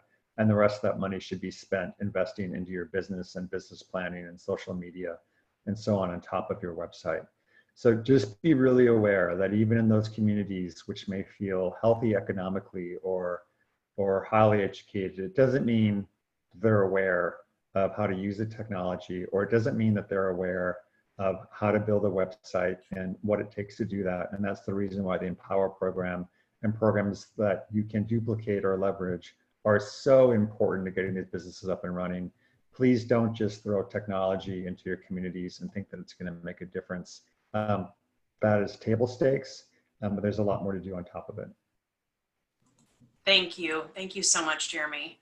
I do want to let everyone know that is time. So I will say thank you so much to Jeremy Hartman, Alex Rosen, Stacy Klein for joining us today. Your presentations were fantastic. Thank you. I wanted to just take a moment too and thank the earlier presenters from NLC today. They did a great job. This conference is being recorded, which is great because I know several people who wanted to attend and couldn't, but we can also go back to the data, which is fantastic.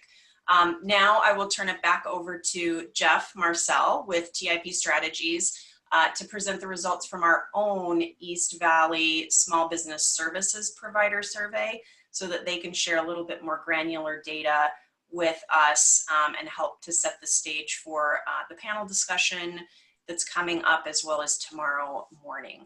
Again, thank you, Godaddy, Venture Forward, and Empower. Thank you.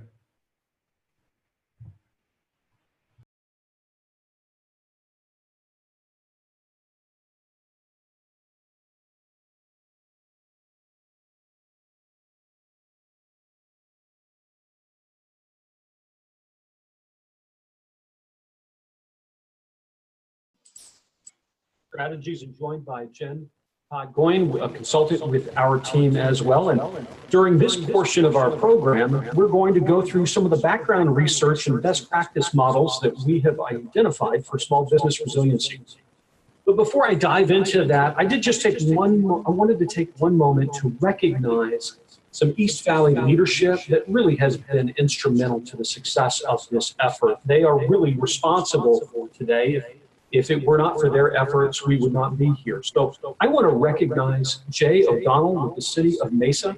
I also want to recognize Marissa Garnett with the town of Queen Creek, and Jennifer Graves with the town of Gilbert, and Kylie Phillips with the town of Gilbert as well. We've had the good fortune to work with this team in the East Valley over the last several months, and they have been outstanding to work with. If we were there in person, I would ask everyone to give them a big round of applause because they really do deserve it. So thank you to our partners in the East Valley. So with that, let's go forward and I'll tell you a little bit about the agenda that we want to take you through. We've got about 30 minutes with you. I'll give you a brief introduction to TIP Strategy so you know who we are. And then I'll tell you just briefly about and expand on what you've already heard about the First-Tier Suburbs Economic Development Program. And then Jen will step in. She'll share with you the analysis work for the East Valley area. And then we'll come back and talk about strategies and success stories and best practice models for small business resiliency. So a quick introduction to TIP. So we're TIP Strategies is an economic development and workforce development strategic planning firm. We're 25 years old. We're based out of Austin, Texas, with offices in Seattle, as well as in Boston, Massachusetts. And we work with cities, counties, regions, and states to help them think through plans to grow their local economy and address workforce challenges that they might have. During that time, that 25-year history, we've worked in over 300 communities around the country, and we're currently working in places like the city of Dallas and in Detroit and in Richmond, Virginia, and Jefferson Parish, Louisiana. And we're doing statewide projects for Delaware and Alaska and in Montana as well. So we get a chance to do this kind of work all over the United States. And I wanted to just show quickly the team that we have at TIP, because I could not be more proud of these professionals. TIP is actually an acronym, and it stands for Theory into Practice. And that's because every consultant and every partner that's a member of our firm has a background being a successful economic development practitioner. And that's true of Jen, and it's true of myself and every other person that's on our staff. And that changes the way you look at strategic planning for communities, because we know what it's like to work in a community and be responsible for carrying out an economic development or a workforce development program. Let's go to the next slide. And these are the services that we provide as a firm. They're all centered on economic development and workforce development, strategic planning, and the associated analysis work that goes along with that. So now, I did want to just briefly describe and expand on what you heard earlier about the First Tier Suburbs Economic Development Program. This is a competitive grant application program to receive no-cost economic development consulting services from TIP.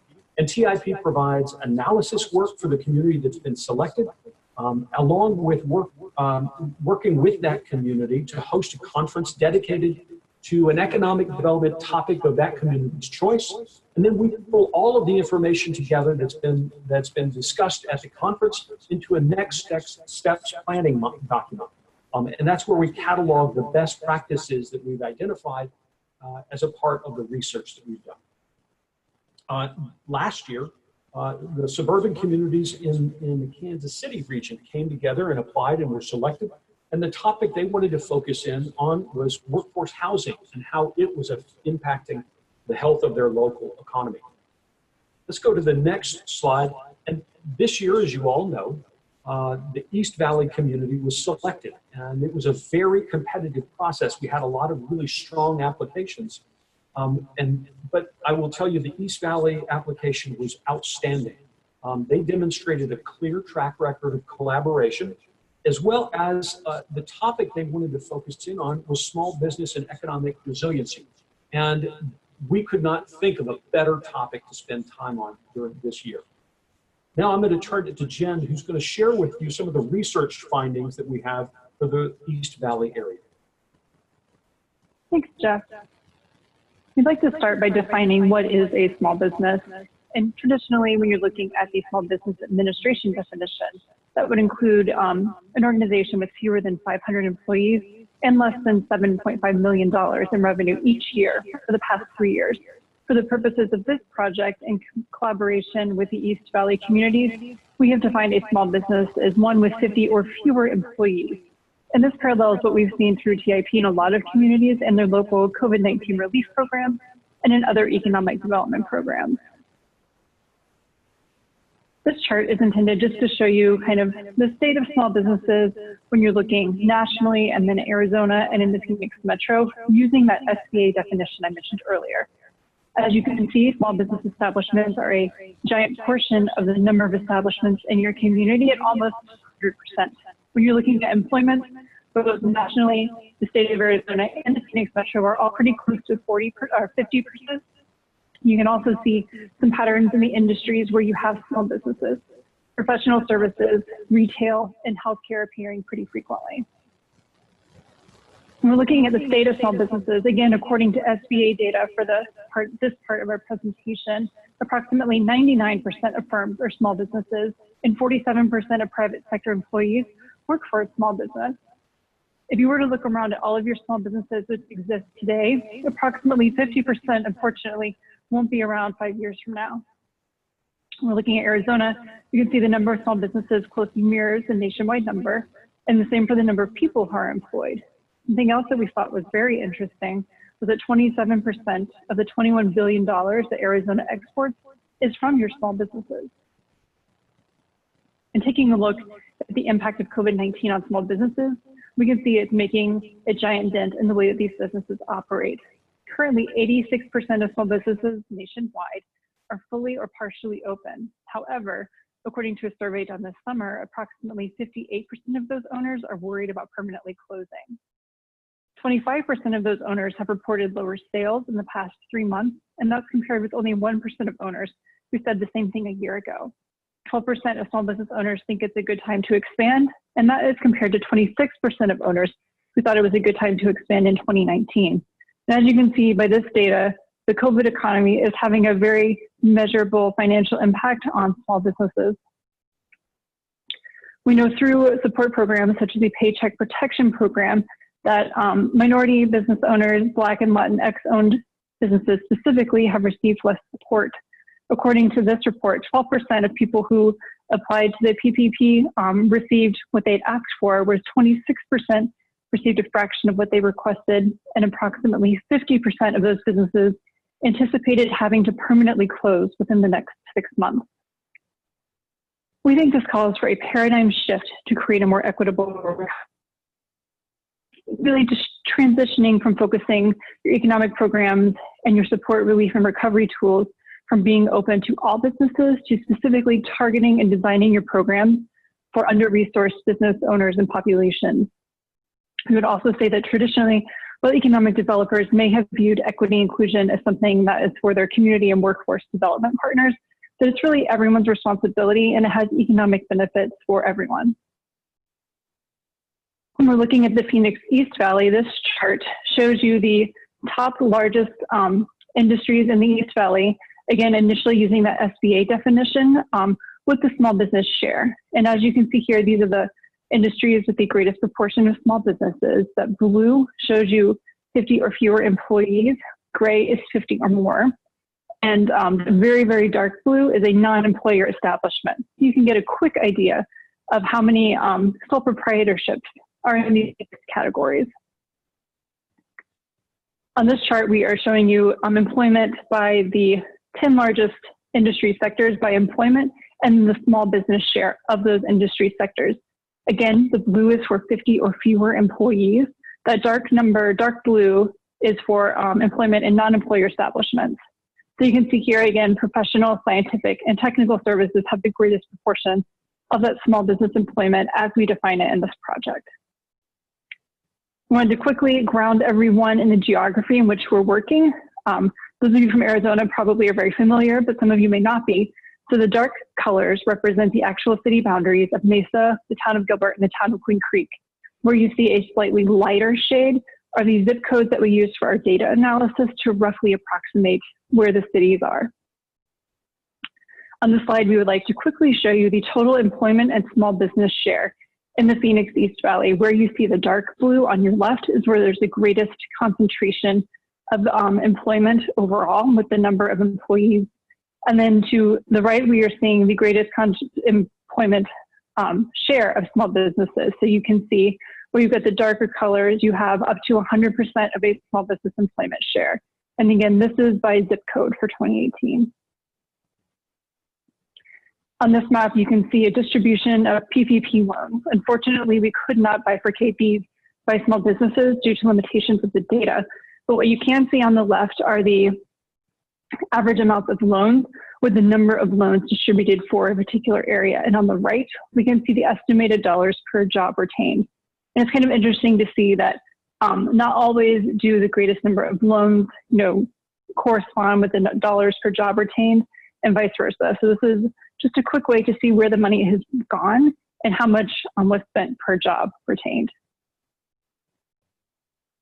We also did an analysis of business support programs within the Phoenix East Valley. And on this chart, what you can see in the location column is where these businesses are located. Under geography served, it's the geography served by these particular organizations. A few highlights to pull from this chart are one, that Phoenix has the greatest concentration of business support organizations. Many of them do serve the MSA. We would also note that there are gaps in incentives and funding, so that might be your access to capital category, as well as groups that help businesses find real estate and office space to exist, whether that's for retail or commercial or industrial use. And we would also like to say that while these areas show gaps in service, just because organizations exist does not necessarily mean that the need is being met in a particular category. We also conducted a quick survey just to get stakeholder input from a variety of small business support providers, asking them what challenges they saw in the community. As you can see here, maintaining funding was huge, as was working with Hi, everyone. Work of governmental policy. You guys hear me okay? I just want to make sure my mic is good. Communication and coordination is also a challenge. That can include anything from promoting the organization's services to making sure they reach all the communities in need and information sharing.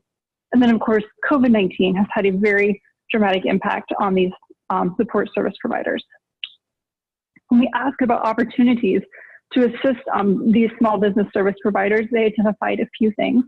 One would be increasing regional collaboration, as well as building trust and developing communication between organizations that work in business support, as well as those who specifically work with Black, Latinx, Indigenous, and other communities of color, and developing communication channels between entrepreneurship, small businesses, service providers, and local government communities. There's also a desire to create centralized knowledge and databases of resources that are available, of firms that are certified to participate in procurement opportunities, and then finally, really prioritizing small businesses with funding and procurement opportunities. With that, I'll turn it back over to Jeff to talk about some of the strategies that we see for small business support organizations. Thank you, Jen. And I think everybody can see that we've conducted an extensive analysis for the East Valley area. And I know that was a lot of material to go through, but we're going to be providing all of that and actually even more in our next steps document that we're going to be giving to the East Valley community, along with having it being posted on the National League of Cities webpage. There you also will be able to see more detailed levels of the strategies that we're going to go through fairly quickly, as well as some of the best practice information that Jen is going to share with you. But just in terms of laying the groundwork for strategies related to small business resiliency programs, I think it's important to know it's just like all kinds of programs. It's just like other programs. You have to be very thoughtful. You have to be intentional. And be really thoughtful about what kind of problem are you trying to solve for. And it's important to look around your community and determine, is there some other group that's doing this, that's trying to achieve this objective? And if that's the case, try to see if you can collaborate with them. Maybe they can expand their effort. Maybe you can improve it. But duplicating is something we should all try to avoid, because frankly, none of us are going to have the resources that we need. So collaboration is going to be key moving forward. In addition to that, I would encourage you to ask for help from your neighboring communities or other economic development groups that you see doing things that you're impressed with. I'm in the Seattle area, and I will tell you, I am so amazed by the generosity of economic development organizations across the state. They come together on a regular basis to share best practices, lessons learned, and describe to each other what they're doing to support small businesses. And I would imagine that's probably going on in your community, no matter where you are across the country. So don't hesitate to reach out and ask partners for templates and lessons learned and do's and don'ts. So I would encourage you to do that as well. Let's go to the next slide, and we can talk about some of the components of a successful program. And they're the classic blocking and tackling of all economic development programs. Communicate, communicate, communicate, and then collaborate at every turn that you can. One of the biggest challenges I think that economic development efforts are going to face moving forward is really identifying who you can actually help, who you can actually support, which businesses. There are going to be some larger businesses that, even though this is going to be a difficult recovery for them and they're going to face a lot of challenges, they will get through this time period. There are a lot of really small companies that frankly just aren't going to make it. And that's a reality, and it's an unfortunate reality. So the goal here is to identify the companies that are in between that. And for if they had just a little bit of assistance or introduced to a program or a resource, that might help them weather through the recovery, and so that they keep their employees and they stay in business and are prepared to be ready to go when the recovery takes place. So those are things to think about. Now, I'm going to turn it over to Jen to take you through some of the best practice models that we've compiled for you. Great, thank you, Jeff. And I think you'll see as we go through these best practices that a number of the organizations have incorporated the tips that Jeff just gave to us. And our first example here is the Cecil County Public Library System. This is located in Northeast Maryland, and it's a small business information center based in the library that is led by a full-time business librarian who users of this program say was absolutely critical to success here. They focus on small business owners and entrepreneurs, including working through a business resource partners group, which connects business owners directly to community expertise. And they also assist small business owners who want to apply to the county's Office of Economic Development loan program. That librarian works with these owners to ensure that their business plan is solid and they're in a position to actually accept money from a loan program and move forward. We also have an example from Dallas. Their Office of Economic Development has a really great small business ecosystem support system. It's both decentralized, but physical and virtual.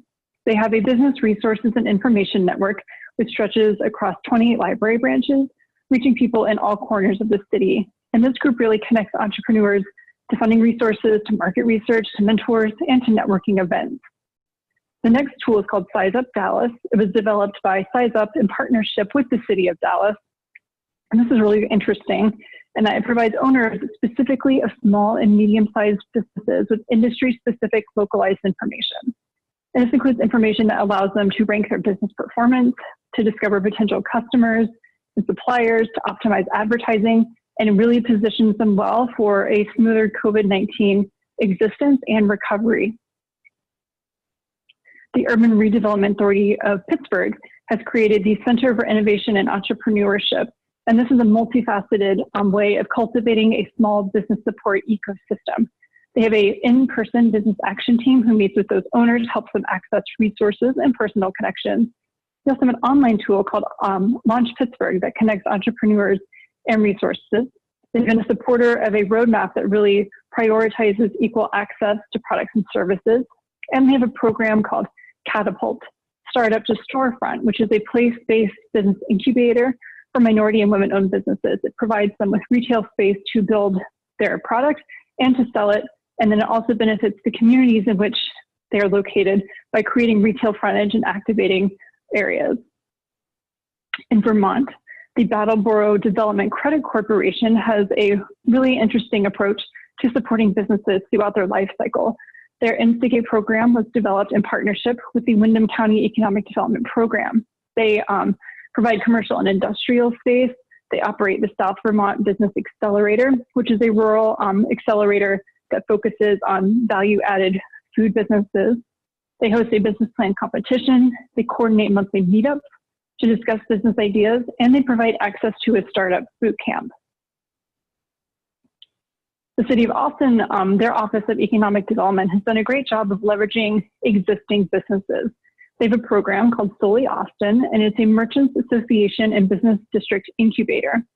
This program was developed in collaboration with community partners. They intentionally seek to cultivate strong, historically rooted and diverse business districts by offering several strategies and tools. This includes capacity building, placemaking efforts, a speaker series, and a monetary activation award for groups of businesses who actually form their Merchants Association or the business district and have participated in Solely Austin.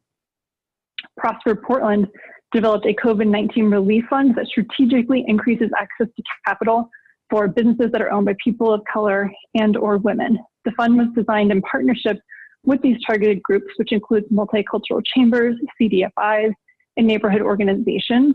Their emphasis through this fund is in part on organizations who need the funding to remain operational and those who provide childcare. It's also important to note that for this organization, racial equity is foundational to their work and it's in their mission. Finally, we would encourage you to also examine creating new systems. Harris County, which is where Houston, Texas is located, is creating a Department of Economic Equity and Opportunity. This department is focused on really cultivating not only economic development throughout the urban, suburban, and unincorporated areas of the county, but also cultivating equity and creating economic opportunity for all. And part of what this new department will include is a brand new minority, women-owned and disadvantaged business enterprise program that will increase access to county procurement and help these businesses succeed over the long term. With that, I would just like to say thank you so much for your time today. I'll turn it over to Jeff for any closing remarks before we move on to questions. Just once again, say thank you so much for the opportunity to speak with you today. I think we have time for one question or maybe two, but if you don't have an opportunity to ask us a question and would like to, please feel free to contact us and we'll make sure everyone has our contact information. Thanks so much. Well, thanks everyone, and thank you for your patience while we dealt with the echo, and I think we ended up getting it right, and hopefully you all captured some of that information. I'm happy to respond to any questions that you all might have. I'm looking at our questions posted and I don't see anything yet. I will share with you, as I said earlier, we just shared a ton of information with you, a lot of statistics about what's happening in the East Valley area, quantitatively as well as qualitatively. We're going to be putting all of that in that next steps planning document I referenced, as well as a more detailed description about the best practices that Jen just described to you. And that will be a part of the document as well. And then really tomorrow when we work with the East Valley partners, we'll be capturing a lot of the actions and next steps that come out of those conversations. And so that will be captured in the document as well. And we'll make sure to distribute that to everybody that's been a part of the webinar.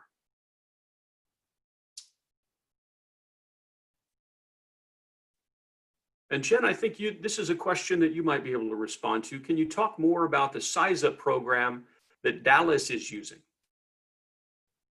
Sure. Yeah, thank you, Jeff. So Size Up is a program that Dallas actually created in partnership with the fintech company Size Up to get more information about their small businesses directly to those small businesses. Again, it's a free tool, and the idea is that business owners can look up industry information related to the area in which they work, can get more information about their competitors. It allows them to identify potential suppliers, kind of understand where they stand in the market, and then also to get an idea of how to even optimize some of their advertising. And so I think part of the idea here is that you're allowing someone to just kind of get information on their own without needing to go to that physical location, and also information that is really directly financially important and impactful to that business. Super. Thanks, Jen. And in the interest of time, I'm going to turn it over. But one last comment I'd like to share with you. And we're encouraging economic development organizations around the country to start thinking in these terms as we all go through these challenging times and want to support small businesses as much as we can. We would encourage you to be willing to experiment, to try different things, and to get comfortable with sometimes programs not working out. And if that's the case, pull the plug early and try something different. We're in unique times. This is a very different environment that we're all going through. Economic developers used to be very cautious about developing a program because every single program we implemented has to be 100% correct, because we were all quite anxious about if it didn't work out, how that might reflect on the economic development program. But the reality is, it's just like a venture capitalist investing in businesses. The goal is to identify winners quickly and get rid of the companies that aren't working as quickly as possible. And we encourage you to think that in those same terms when you're putting together economic development programs. So with that, I'm going to turn it over to Jay, who will come back again, and she's going to facilitate the next panel. And this next panel is on, the topic is Challenges and Opportunities for COVID-19 Resiliency. So Jay, it's all yours. Thank you so much, Jeff, and thank you to both Jeff and Jen for that presentation. I'm very anxious to get in and start digging into the data and the detail on those best practices in the cities that you mentioned at the end, and how they created their programs, and more importantly, how they funded their programs. So thank you for that data. Our panel discussion is titled Challenges and Opportunities During COVID-19. Honestly, we could spend hours focused on all of the challenges that we've faced over the last 6 months, but we really don't have time. What I really want to focus on today is the good stuff that came out of the pandemic. Business leaders created new ways to reach stakeholders. Restaurants and retailers found new ways to serve and reach their customers. Governments had to reinvent how they serve the public. And small business advocates, like the ones on our panel today, and like many of you on this call, had to develop new solutions with a renewed energy because there was such an urgency to help these small businesses survive. So really trying to help put things back together after watching these businesses slip away so fast was definitely challenging. And that's why I'm so proud to have these 3 women on the panel today to help tell the good stories that came out of the pandemic. And these 3 today are really what I would consider Wonder Women.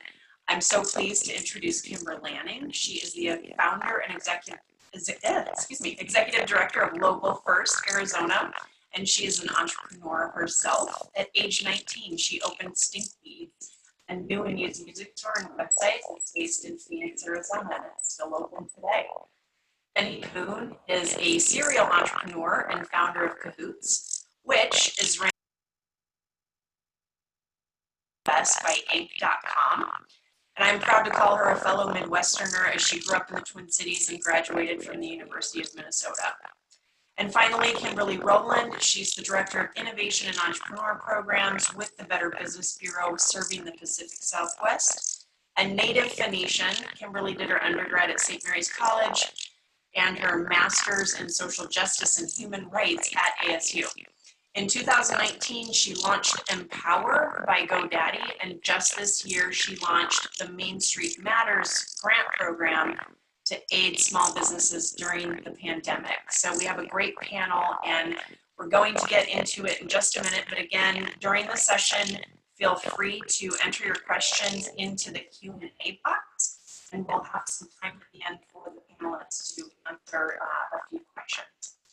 So just to get us started, let's take a couple of minutes for each of the panelists to give us a brief overview of your organization, the communities that you serve, and where you fit in to the region or the state with the programs that you provide, and 1 or 2 things that just differentiate your organization from other service providers. And I'd like to start with Kimber, please. Good morning, everyone. Am I coming through clearly? You are. Yep. Great. Fantastic. So thank you for the kind introduction and for having me here today. So Local First Arizona is a coalition of locally owned businesses of all sizes. We operate statewide, so we have a presence in all 15 counties here in Arizona. And I think what sets us apart is really the fact that we are focused entirely on local business ownership, and we approach entrepreneurship in a comprehensive manner. And that means that we're not just looking at delivering technical assistance to businesses, we're also looking at creating policies that help preserve older building stock. Older buildings provide the vital incubator spaces for entrepreneurs to be successful. In addition, we're looking at access to capital issues and making sure that our small businesses have the appropriate sized capital available to them that's affordable and obtainable. And then working on a consumer-facing campaign to remind people why they should be spending their money with locally owned businesses, why they should be banking locally, et cetera. So we really have a comprehensive approach to small business entrepreneurship, and we think about entrepreneurship as everything from manufacturing to small business, retail, mom and pop shops, restaurants, and service providers. So a diverse array of businesses of all kinds. So that gives you a quick glimpse into who we are, and I look forward to the discussion. Thank you. And Jenny, how about you? Hi, everyone. I'm Jenny Poon. I am the founder of Cahoots and Hub, which is a digital platform to help cities manage their entrepreneurial community. Cahoots is a in entrepreneur space, we do co-working, we do small business incubation, we do events and programming, and our root is, or we're really rooted in creating inclusive ecosystems for entrepreneurs to thrive. And a lot of our focus is in knowledge-based workers because we are a physical space. We've been around for over a decade. We were the first co-working space to open in Central Phoenix, and out of COVID, we've launched Hub, this platform, and we'll talk a little bit about that. But we're really just rooted in bringing communities together to help entrepreneurs survive and thrive through any kind of the challenges that come up. And we were born out of the recession, so this has been kind of an exciting time for us to jump in and support where we can. Thanks, Jenny. Kimberly. Good morning, everybody. Thank you for having me, Jay. It's great to be on this panel and a participant today. As Jay mentioned, I'm the Director of Innovation and Entrepreneur Programs at Better Business Bureau, serving the Pacific Southwest. We are the largest trade association in Arizona. We have over 12,000 small business members. And in 2018, we actually merged with the San Diego Better Business Bureau. So that's why we serve the Pacific Southwest, kind of a new term that you'll be hearing. So across our service area, we have around 20,000 small business members. And we like to tell people at our BBB, we are no longer your grandfather's BBB. So while we do a lot of the traditional services that people expect when they think of Better Business Bureau, such as mediation, arbitration, complaint handling, we actually do so much more than that. And these are services that we have always provided and will always continue to provide free of charge to consumers. As a nonprofit organization, many people do think we're a government entity. We do work closely with Attorney General's offices, Federal Trade Commission, and lots of other regulatory bodies. And again, we have done that for over 100 years in the United States and always will continue to. But my team is really lucky because we get to focus on working with the business owners specifically, helping entrepreneurs either as they start their business or those small businesses and family-owned businesses as they are trying to sustain their business. So I'm excited to share with all of you a few of the programs that we've launched over the last few years to help our Main Street entrepreneurs and also to help those who are starting their own small business. So I think I'll leave it at that for now, and I'll pass it back over to you, Jay. Thank you, Kimberly. I appreciate that. And just so everyone knows, I have elected to not be on video because apparently it's kind of messing with my audio. So I want to be able to ask the questions and have everyone understand the questions. So the next portion of our session, I wanted to talk about some of the opportunities that you see coming forward. So when we're talking about the small business services in the region and in the state overall, what are maybe just a couple of challenges that you've seen? What's going well in the region and the state, and then what do you think the greatest opportunities are for us? And what I'll do is I'll start with Kimberly, then Jenny, and then back to Kimber. Okay, thank you. So one of the main concerns that we have with our businesses right now that we're servicing and those that are contacting us, whether they are our members or not, is of course the total fear of going out of business. And I heard the speaker right before us discussing that we are at risk of losing so many small businesses during this pandemic and throughout this economic crisis. So we started a program at the end of the spring called Main Street Matters, which is an emergency grant program for small business owners.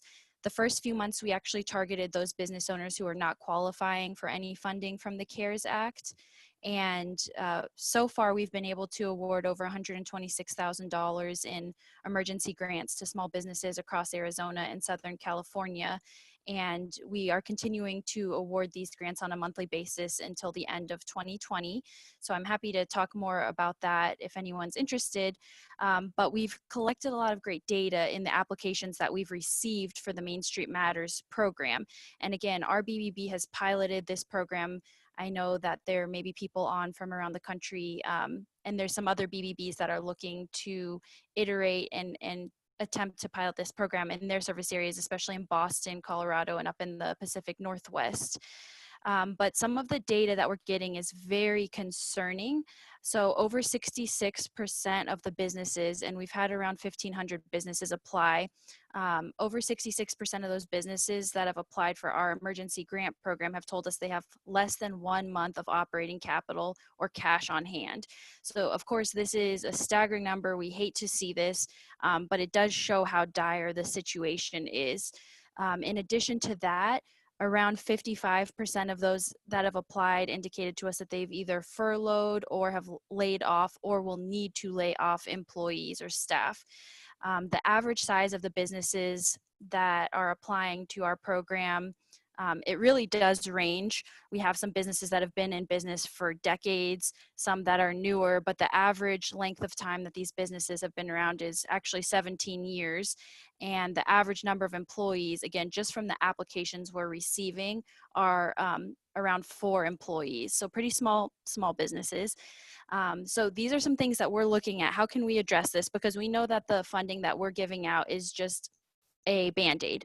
And we know that it is very helpful to those businesses that we've been able to get cash into their hands, but it's very temporary. So we have worked with Local First, with lots of the other trade associations and chambers around Arizona to kind of elevate their programs as well. Local First has had some amazing programs. I'm sure Kimber will talk about the City of Phoenix, City of Tempe, Mesa, lots of great emergency funding. So the funding is one big piece, of course, but also helping these entrepreneurs who didn't used to operate in an online world. So that's something that we're trying to do by providing technical assistance and resources. Happy to talk a little bit more about our partnership with Godaddy and how we've helped some entrepreneurs transition into the online marketplace and to build out e-commerce platforms so that they can continue to sell and remain in business online when it's unsafe to do so in person. So of course, that's not going to surprise anybody, but really that capital piece is huge, as well as safety and concern for how to safely reopen, regulatory issues, just fear of the health of employees and the well-being of customers. So, you know, it's not very light topics, so I'm going to pass that over to Jenny now that I've probably made people a little bit depressed. Sorry, Jenny. No problem. Kimberly covered a lot. I think the pieces that I can chime in on is I've really loved seeing the amount of data that's come out. And I think that also spotlighted how little was being collected before this happened. So the Godaddy detailed information that pulled out, if you haven't seen it, that's incredible information that shows the impact of not just small businesses, but home-based businesses that traditionally are not tracked as part of data that we measure. And out of that, I think what has become really important is reshaping the definition of entrepreneurship and what small businesses in general, what kind of impact they have. I think we've moved over the last decade, moved into this hustle to bring in technology companies and high growth startups, which are definitely important and helps diversify our communities. But I think through that, we've lost a lot of sight into how to really help our small businesses. And those are, if you look at the numbers, significantly more impactful and longer term. So I think having this bigger balance and this bigger discussion around how do we serve small businesses is really, really important. And I think we've seen that become a priority. And it's painful to see that it's become a priority because we've lost so many of them. But I think that is one silver lining that's come out is I think there's actually interest in putting time and money and energy into supporting small businesses that hasn't been there before. I've also seen in conjunction with this an overlap with support for underrepresented communities in entrepreneurship. That has become a high interest area. And I don't know if that has flowed into policy areas yet, but I think that that's an important area to bring up as maybe the next phase of how we really, really think about supporting small businesses, because we know that a majority of the small businesses are minority owned businesses and they have been decimated from COVID. And so if you look at that, I think we're in this phase now where we're looking at the news and we're saying, oh, our economy is picking up, but where are those jobs really being focused on? They're not really picking up that much in the small business space, right? And if we know that most of our small businesses are minority owned and where the jobs are being picked up is not, I think you can read what happens next, right? Like we've completely shifted where that power and entrepreneurship sits. So I would bring those major areas up as focus. And I think being a person that sits in community building and entrepreneurship growth, I'm concerned about what I see in the future if we're not focusing on underrepresented communities and giving them a pathway to be successful systemically and in direct service that we're working in. So I will pass that over to Kimber now. Great, thank you, Jenny. Really important points that you elevate, and thank you. And thank you both for the work that you're doing. So I have a few different things I wanted to highlight. So starting with the challenges, echoing what my colleagues are saying, it is definitely unprecedented, and the worst is by far yet to come. If we people keep saying, can we just get out of 2020? But I'm sorry to say that I think 2021 is going to be brutal because of the fallout that we're just starting to see. People have depleted their savings, their capital they had in their business, and we're not seeing the type of recovery that we'd hoped. So 3 ideas I wanted to share that I think are important to consider. One is, in order to increase consumer confidence, we really need to be focused on a more uniform way to educate and inform our business owners about how to keep their employees safe, how to keep their customers safe. We've seen a piecemeal approach, and unfortunately what we're going to see is the chains and the big national corporations are going to do a better job of being able to market what they're doing, and it's going to increase consumer safety to the world in their businesses. And we're going to see even more of a shift towards spending at those businesses that have the marketing budgets to tell people about their safety. We need to focus on a uniformity for our independent businesses as well, and provide a platform for them to do that. Also thinking very big picture, I think the government needs to be considering a COVID-related bankruptcy status. Any sort of a traditional bankruptcy is going to have a stigma and a duration that is going to hinder the recovery of the economy. We're going to see it so widespread. I think a COVID BK that could allow businesses to recover and rebuild would be much needed. And then we need to focus at the federal level on troubled debt relief. And I think our municipalities and our state could really get on board.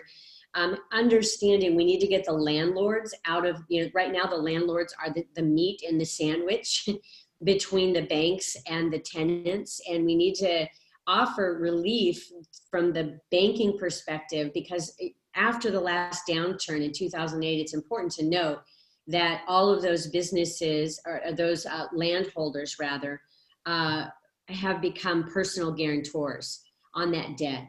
And that is going to be crippling as if our small businesses cannot pay their rent and we start seeing people lose their properties and go into personal bankruptcy because of it. So troubled debt relief would begin to impact that. So what are the solutions we're working on? We've been raising money and then also partnering with the state of Arizona. We've distributed nearly $13 million in aid to small businesses to help them get back on their feet, to help pay their rent and other such things. And then we've developed new curriculum that we've based on a framework called Triage, Recovery, and Resiliency. And we're very much in the triage phase. Some businesses are in recovery. And certainly there are those businesses, by the way, that are thriving in this era, but they are by far the few and not the many. So in triage, we're helping businesses reevaluate what was working, what they need to drop, and how they can reduce their overhead. That could look like subleasing. That could look like taking, you've probably all been to a menu or to a restaurant that has a 12-page menu, right? helping a restaurateur reevaluate their menu, streamline it so they're only offering their most profitable items, and really not trying to be all things to all people, because that leads to enormous amounts of food cost and food waste. So we developed a restaurant boot camp that helps them reevaluate that. And then we've partnered with small towns also like Superior, Somerton, Yuma County, and others to really work with their businesses to hear what they need and develop curriculum for them and assist them with direct financial assistance across the state. And I do want to mention too, Jenny, to your point, we are offering all of our programs and processes in both English and in Spanish, which I think is really important here in Arizona, that we make sure that we do not allow a language barrier to be the reason that a business doesn't get the assistance that they need or the ideas and the brainstorming they need.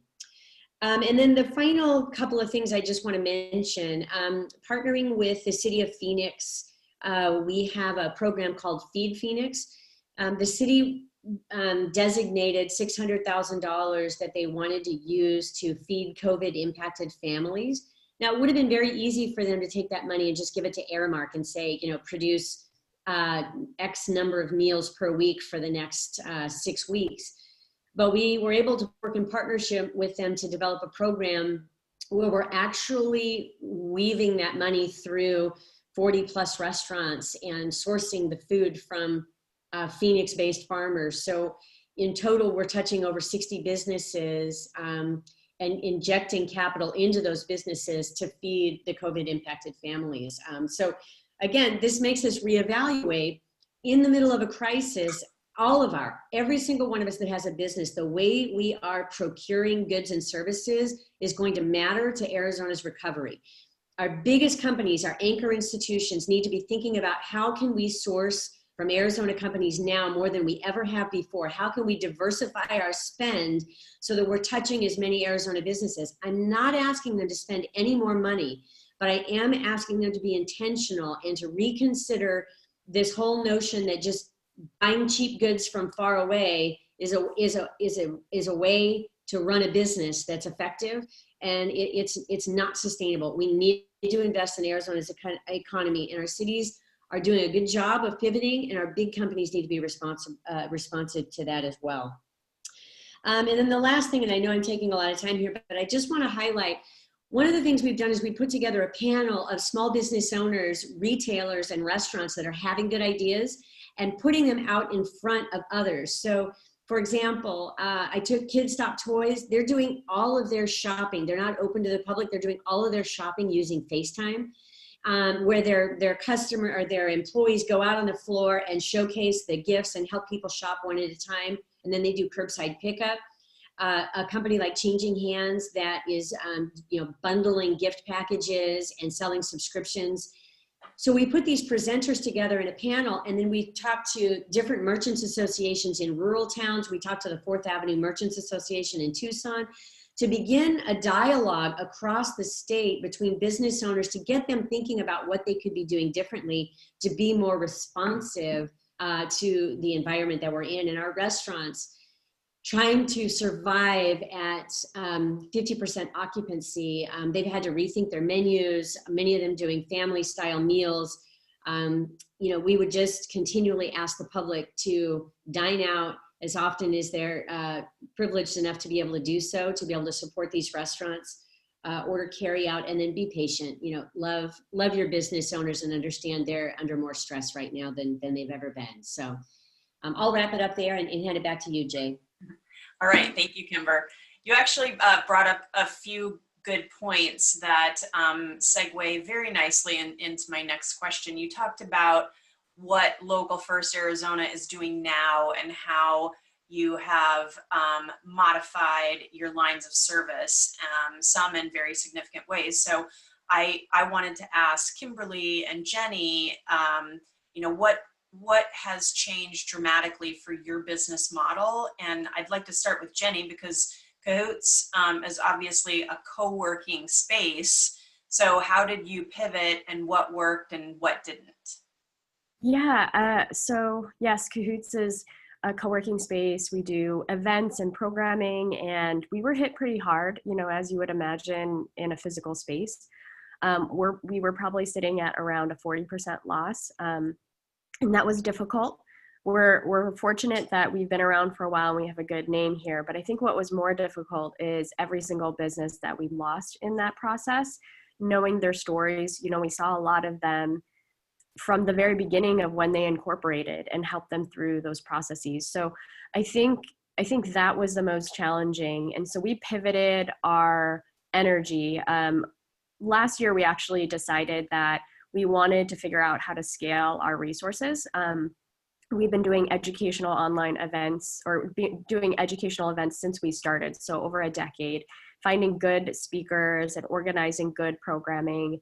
But we realized that it would be impossible for us to scale our physical space to the number of spaces that we would need across the nation to be able to support all the cities that we want to support. And so we started at the end of last year, pivoting our programming into an online space and building a community library of content, and also moving our incubator program into an online space as well. Our incubator program is really focused on like side hustle people in corporate America who are working full-time jobs and want to start a side hustle.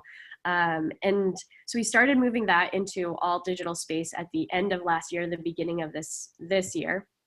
And then COVID hit, and that actually gave us a good reason. And it was slow moving it into that space because we were dividing our resources.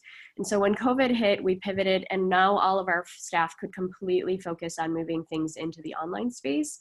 And so we got it all up and running within a month, and then realized this bigger opportunity of, if our goal is to help 1 million entrepreneurs, how are we going to do that at scale? And what have we learned over the years of building communities and helping entrepreneurs specifically in our city? And that all kind of came to a head when the city of Mesa opened up this opportunity. And I commend the city of Mesa because it was a very open RFP. I'm sure Kimber and Kimberly can speak to this. I asked a bunch of questions, and it was kind of like, you know what, build what you think would be best for the city. And so the RFP requirements were loose and open, and really it was just, what do you think is the best solution for these small businesses? And I appreciate that level of trust. And so we built that, right? Like, we built a platform that we thought would really help our communities help each other. And a library, knowing how we work with entrepreneurs, every entrepreneur is at a different journey when they enter our doors. And so we need to be able to meet them where they are. And we also really believe that the resources in every city are there. It's just hard to find them a lot of times. And it's hard to navigate different websites and the different partners' websites and the city's websites. I don't think I've seen a city website that has been easy to navigate yet. I hope somebody on this panel can prove me wrong. But we really looked at, how do we make this really accessible to people, bring all of the entrepreneurs together, because there's no way that a city economic development team of 3 or even 5 or even 50 can serve the number of small businesses that exist in any city. So how do we expand the resources, help our entrepreneurs to help each other? Because honestly, a lot of the problems, as Kimber said earlier, is just about, how do you think differently about your business? And innovation happens when different industries overlap. And so what I've loved about this is we've been able to bring in this super diverse team of advisors and consultants of 80 different people from different backgrounds. And they're all here to help the small businesses think differently about their businesses. And we can scale that, right? Like, we can help different cities do that. You don't need to, you can bring in your local experts and really keep the cycle of income happening within your city if you want to, or we can just expand that across the state lines, right? And so we've brought like the power of the community together and really encouraged the culture of mutual support, and asking business owners to be honest about what their challenges are, because everybody on this network can help you, paired with the resources of a city with everything that they have. And then we're just here to do wayfinding, right? Bring bring in the partners. There's great partners at Local First, at BBB, at Asian Chamber, of the Black Chamber, all of these great organizations. And what we've realized is the resources are there. We're not lacking the resources. We're lacking the ability to reach the people where they are and actually finding an easy path to help them get there, and not getting, like, they're already struggling with technology. So how do we make it really easy for them to navigate that process? And we've seen awesome results from that. So when we pivoted, it was really a pivot from our incubator model into something that can support cities at scale. And that's been really exciting to see. You know, like we currently house just under 300 entrepreneurs on a monthly basis, and that's over a decade of support. And those businesses change in and out, and so over the decade, it's probably been thousands that we've helped. Within just partnering with the city, it's been close to 300 in a month, right? And so if we really want to get to that point where we're helping millions, we need to think about how we lean into technology and how do we automate some of these systems and make it really easy for the city to manage, as well as entrepreneurs that we're serving. So that's a long-winded way of saying that's how we've kind of shifted. And it's been an exciting shift. We still get to impact and help individuals through this process. So I don't know who was next. I was supposed to Thanks, Jenny. Kimberly Rowland, do you have anything to add as far as how your organization has pivoted in a major way? Sure. So I can speak to it from our organizational standpoint, as well as how we've kind of helped some businesses reevaluate and consider their business model. Better Business Bureau being around for the last 100+ years in the United States and in Arizona, we've survived several recessions, depressions, and we know that we are always a lagging indicator of a poor economy. So with that knowledge, we got very lean as soon as possible. So when everyone moved to work from home in March, we got lean immediately. All of our leadership took voluntary pay cuts so that we would preserve all of our staff. I'm really happy and proud of the fact that this far into the pandemic, we have not had to do any layoffs or furloughs as a result of some of those really early measures that we took.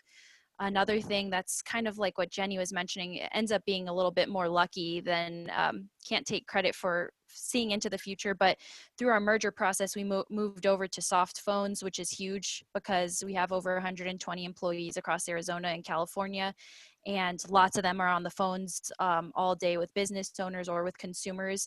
And so moving over actually to Ring Central, that helped our infrastructure in a huge way. It allowed us to transition to work from anywhere or, work from home really with a lot of ease over those few days in the middle of March.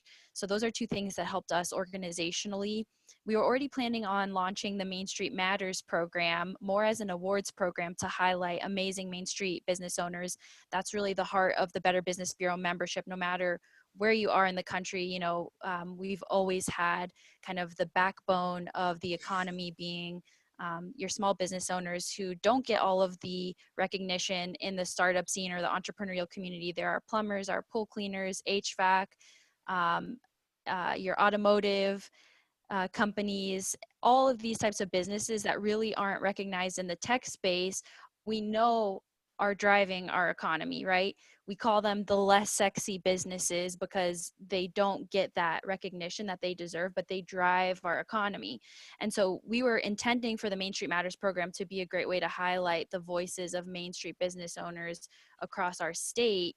And then the pandemic struck, and that's kind of when we pivoted to turn it into this emergency grant program. And we're looking at how can we scale this program into 2021, because we agree as we kind of follow some of the economic forecasting with what Kimber's saying, it's not going to get better. It's actually going to get worse, most likely in the upcoming year. So how can we kind of pivot this program, be it a grant program or some sort of other microfinance program for our entrepreneurs that are really early? We don't want to push people out of the marketplace. There's people that were already starting businesses this year, and we want to help them still launch their business while also helping those established businesses sustain. So in addition to that, we pivoted all of our programs obviously to being online. Like Jenny, we have a co-working space in Central Phoenix that we had to close immediately. Some of our tenants have downsized, but we're looking at innovative ways to keep them engaged and give them the space that they need in a safe and healthy way. So that's a great resource that we're trying to offer to the community. And in addition to that, our Empower program with Godaddy, this was an in-person evening program where we had Main Street entrepreneurs coming every Tuesday night to our BBB to learn about a variety of topics to help them scale their business and to increase their revenue. In March, we moved that to be fully online. And again, it's a blessing that we had this infrastructure built in. We were concerned that we wouldn't get the same level of engagement with the entrepreneurs because it was online. People are sick of Zoom, but I'm really happy to report that we are able to have every class as planned. So we finished the 16-week program online. We managed to keep these business owners engaged for almost 4 hours every Tuesday night. We actually had to kick them out of the Zoom room after 9 p.m. And we found that this became really therapeutic for many of the entrepreneurs. It was helpful for them as a person for their mental health, but it also helped their business get through this time period because they were able to meet with fellow Main Street entrepreneurs who are really struggling through this pandemic. So we're really proud that we were able to graduate 30 of these Main Street entrepreneurs in July from our inaugural cohort, and our application is actually opening today for the second cohort of this Accelerator program. I'll drop the link in there. But it is very interesting to see, as I think Kimber alluded to, the variety of businesses. Many are struggling, but we do have some that are doing really well, especially those in home repair, remodeling, HVAC, plumbing, pool services, and landscaping right now. They're having excellent years because people are working from home and they have some of that disposable income to spend on home improvements. So we're trying to be nimble in how we support those that are really excelling, right? Some of these businesses that are doing great didn't have the infrastructure built into their websites, or they didn't have the ability to do e-quotes. So things like that, we're trying to help those. And then the ones that are really struggling, we're trying to provide some more wraparound services, be it mentorship, online resources. We've built a catalog of webinars on our YouTube channel that are free to access. I think we have over 70 recorded webinars now from the last few months on a variety of topics that anyone can access. And we're also working to build a business incubator that's on demand that can be accessed by anyone as they're starting to build their business. So we're excited to launch that at the end of this year too. So again, just trying to help entrepreneurs and meet them where they are in their business to give them the appropriate levels of resources and services, while also trying to keep a healthy organization ourselves and plan for the future. Thank you, Kimberly. I did want to also have the panelists address some of the positive outcomes that have happened in the short term, and you've all talked about a lot of shifts and new things that have happened. But I want to know, you know, in your eyes, what can be sustained? So when you know, COVID has dissipated and we are somewhat back to what we feel is normal. What are those new programs or those new partnerships that have been created, and how do we make sure we're capturing the data now to be able to say this program was stood up during the pandemic, but this is why we need to keep it, and this is why it needs to live on in a similar way or a little bit of a different way. And I'd like to start with Kimber and then go to Jenny. Great, and that's a fantastic question. And there are two things that come to mind for me. One is broadly technology. As Jenny said, and Kimberly too, we have business owners that were absolutely resistant to doing things online, and they've been forced to try it out, and they've gotten pretty good. I mean, we transitioned close to 50 Spanish preferred entrepreneurs to an online classroom. And they're thriving in that environment. To Kimberly's point, you actually have to kind of scoot them out. You know, it's sort of like, okay, it's over now. And if you would have asked me a year ago if we could do that, I would have said no way. You know, our director of our Fuerza Local program was driving 300 miles a week because everyone wanted to meet her in person. And now we've been able to transition them all into a classroom, and it's been transformative. And I do think that will continue on. The other thing, just when we talk about, so as Feed Phoenix as one example, you know, our cities, I think, could play a key role in thinking of innovative ways to hire local companies to deliver the services. And they don't necessarily have to spend any more money, right? I'm tasked right now with delivering a $10 lunch to someone in need. We are always going to have someone in need. So why not spend that money sourcing local from our Arizona and Phoenix-based farmers, and why not spend that money with restaurants and catering companies that need the work? I mean, there's no reason to go back to just awarding one contract to one massive company that can churn it out quickly, and why not continue to support these restaurants who can turn on a dime and turn around a fantastic meal, keep it diverse, keep it varied, and put people to work at the same time we're feeding people. So those are two things that jump out to me. Jenny?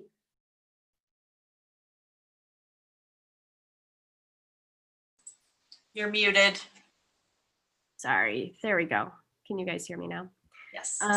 So I think one of the biggest things we're working on now in preparation for later is removing the heavy weight that often comes with supporting entrepreneurship off of the shoulders of just the city and democratizing it across all of our communities, right? We should be building communities where entrepreneurs that have made it, done it, gone really big, and have sold are helping companies that are smaller. And that's regardless of what industry it is, right? If you're a startup, that's fine. You should be helping other startups. If it's a restaurant, like we have our big Sam Fox and other large restaurateurs here, they should be giving back to their community because that community helped them succeed. And I think that tie is something that has to happen internally and culturally. And so there's emphasis on that right now, that the government isn't there to solve all of our problems. It's there to help help us navigate and help us find resources. So the system we're building is really there to help government do that job, right? Bring all the partners together, bring the people together, help the entrepreneurs find the resources that they need. I wanted to share the dashboard that we've built that gives real-time data to the city for them to be able to make decisions. That shows, but I can't seem to get the video, the share to work. I'm happy to, if anybody wants to reach out to me directly, I'm happy to share like our case study off of it. But what's great about this is like the city of Mesa has the ability to pull up this dashboard at any point throughout their day, throughout the week, and see how the businesses are doing, right? Like how are they feeling right now? How many webinars have they watched? You know, how many jobs have they created at this point? And so some of the data, we're only 2 months into this now. We started early in August, end of July. And in that first month, and I'm not saying that this is just our platform, but in that first month, the services that were provided resulted in 65% of the businesses either creating a job, increasing revenues, or finding a grant, lowering expenses, or finding an efficiency in running their business, right? That might be, as Kimber said, moving into an online space and putting up an e-commerce site. All of these little things actually add up to great things, and we can track those on a minute-to-minute basis, and we can continue to improve that. That allows them to make these great pivots. And the example that I give is when we went into this, there was very little data on what the small business makeup is in the city of Mesa. I think it's often impossible to measure home-based businesses, but because there's just little tracking of that. But what we found was different than what we had assumed. And I think that's important to note because there's different approaches to how you reach those audiences in the future. A creative thing that came out of this was the Asian Chamber was granted funds to help expand this reach, right? I think the biggest problem is creating access to a lot of these things and making it clear. So the Asian Chamber was given the opportunity to come up with an idea to help bring in the Asian community that's in Mesa. And they went out to the Asian grocery stores, set up a tent, and did straight translation of the application process into whatever language, you're Vietnamese, Korean, or Chinese, right?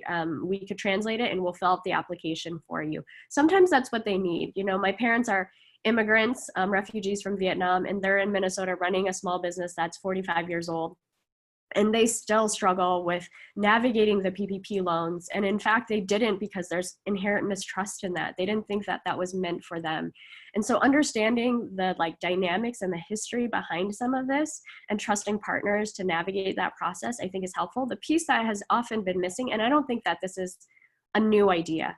Cities have been trusting partners for a really long time to do this, which I think is fantastic. I think the thing that has often been missing is collecting that data and bringing it all back into one data source so that we can measure it moving forward and make decisions moving forward.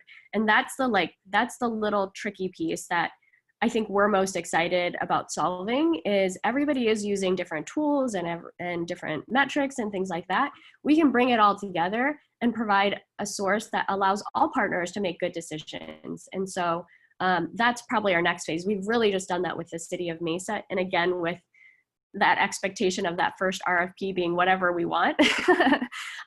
So the next phase is, let's bring the partners together. And I've seen this done really well in other cities.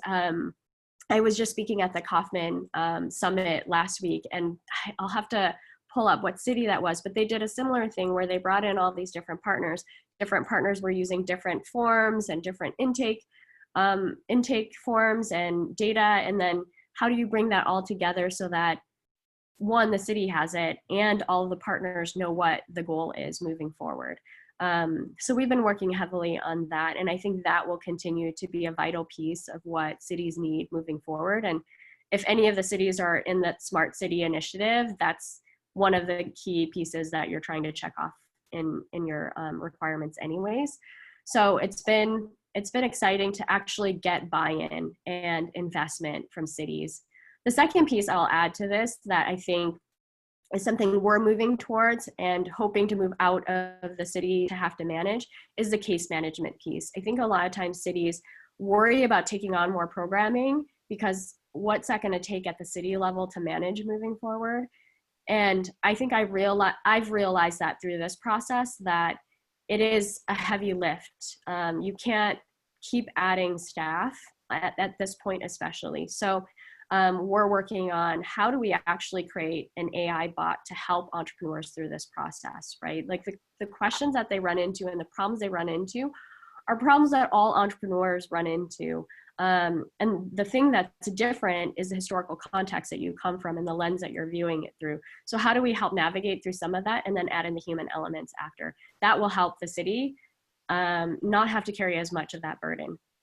So I think those two things are the biggest things that we're focusing on, leaning into technology and helping cities continue to be leaner and meaner through this process.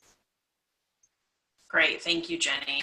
Kimberly, do you have anything to add as far as sustainability longer term? Obviously, we've all instituted some new things, and what do you think will have staying power? Yeah, I mean, we anticipate that in perpetuity, our workforce at Better Business Bureau will always have some sort of flexibility to work from anywhere. Of course, we really miss being in person because that was something we were really proud about, our team culture and having some facilities where we would host lots of business events and entrepreneurs and business owners on a daily basis and even in the after hours and on the weekends. So we look forward to hopefully being able to reopen in person to some extent in 2021 to serve our business community face to face. But we realize that there always will be this component now of virtual working and doing business over Zoom, frankly. And it's nice because there are a lot of pros, right? You're cutting out drive times, especially in big cities with lots of urban sprawl. You're making things more efficient in many ways.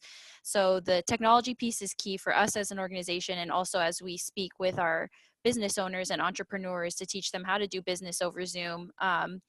I'm really proud of a lot of the businesses that were able to pivot so quickly at the start of the pandemic. And I think some of them that don't get a lot of credit, but did an amazing job were those types of businesses that come into your home already. They already have to build immense amount of trust with you as the consumer. So we're talking especially about like your HVAC, your plumbers, anybody who comes into your home. We were really pleased with some of the small businesses that were able to get in front of the pandemic, really put out marketing pieces, even as really small family-run businesses, on local TV channels, showing them wearing masks, putting down carpet, wearing booties. I think this was a great idea, and I think it's something that is going to become competitive within our trade type businesses of how we can best serve and make consumers feel comfortable to earn their business, and how can we show that we are the cleanest and the safest and we have every health protocol in place. So I think that's something that's not going to go away even when the pandemic's over. And I think it does benefit consumers, right? It helps you feel trust in that company. So that is something that's important. Having a mix of online events and in-person events, I think it's pretty interesting to see how well so many events have transitioned to being remote conferences. And I think that opens your doors to being able to work with organizations across the state or across the country that you might not otherwise have ever been able to interact with. We had our 3rd annual Industrious Women Summit last month. And this was an event that normally we would have 100 women business owners around Greater Phoenix come in person, and we were able to have almost 200 women business owners from around the United States and Canada attend because it was online. So there are definitely some pros, I think, to what's coming out of this awful time. And I think it's also helping our business owners, like Jenny said, get leaner, iterate, move online, and even some of our businesses who were very reticent to introduce e-commerce onto their websites, or even some that were not wanting to build a website, only wanted to have a social media presence and word of mouth referral. They see the value and they see that this is something that they have to engage in order to keep their business sustainable in the future. So I think it really just accelerated people's adoption of technology. And I think that overall that's really positive for our business community. Agreed. Okay, I think we had a couple of questions for the panelists, but one in particular, I wanted to let everybody know the dashboard. Can you unmute me, John? Can you guys hear me okay? You're still choppy, but you can. Okay, I'm sorry, I'm choppy. I'm not sure what's going on with my audio. I apologize. Jenny Kuhn has put the address of the digital dashboard in the chat. So I wanted to make sure everyone had a chance to look at that before we sign off. And I know we are running short of time. If you all have questions, please feel free to send them in. I'm sure that you can contact the speakers as well. I just wanted to say I am so pleased that we were able to get the speakers today. Thank you to Jenny, Kimberly, and Kimber. You've done a great job, and I'm really re-energized knowing that we have such passion and care for small businesses in the 3 of you on the panel. So thank you so much. And with that, I will turn it back over to Jeff.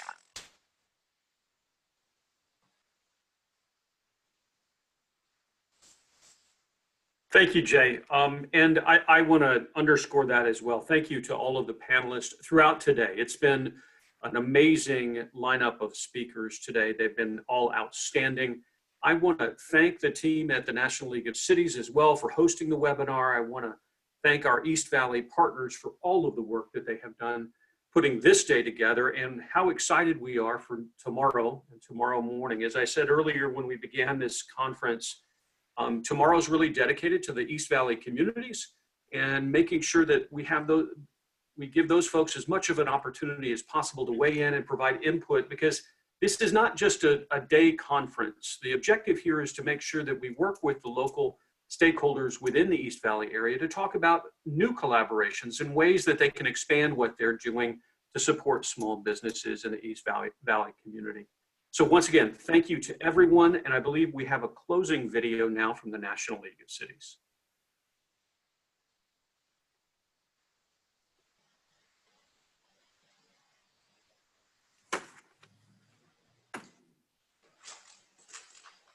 Stronger together when we build networks, share best practices, and hear from experts on how we can better serve our constituents. NLC is here to support you. We offer several opportunities for you to network with peers from across the country, apply for technical assistance, connect with our experts, and get best practices. I encourage each of you to connect with any of the NLC staff that you met to learn more about how NLC can support you. And our services are only as strong as the partnerships that we bring to you. Thank you to TIP Strategies, especially Jeff and Jen, for your expertise, tireless efforts, and great partnership. Over the past 2 years, we've seen this program adapt to the needs of cities and towns each year. I look forward to our continued partnership. Thank you also to the City of Mesa, the Town of Gilbert, and the Town of Queen Creek for being willing to share your innovative strategies and expertise. The Phoenix East Valley region has so much to be proud of. And it was a pleasure to see the programs, assets, and resources you provide to your small businesses. Thank you to all of our keynote speakers for inspiring us on how we can empower our entrepreneurs. It's because of these dreamers that our local economies can provide new opportunities for our cities to thrive. Thank you to our panelists for sharing your experiences and hard-earned knowledge. Your stories of overcoming adversity and following your dreams and lending a helping hand is what our American dream is all about. Lastly, I want to thank you, the audience, for attending the Small Business Economic Resiliency Conference. I hope that all speakers and presenters offered you a toolbox overflowing with resources and inspiration to get small businesses back to work in your city, town, or village. Thanks again for joining us. Miss you. Be safe. Be kind.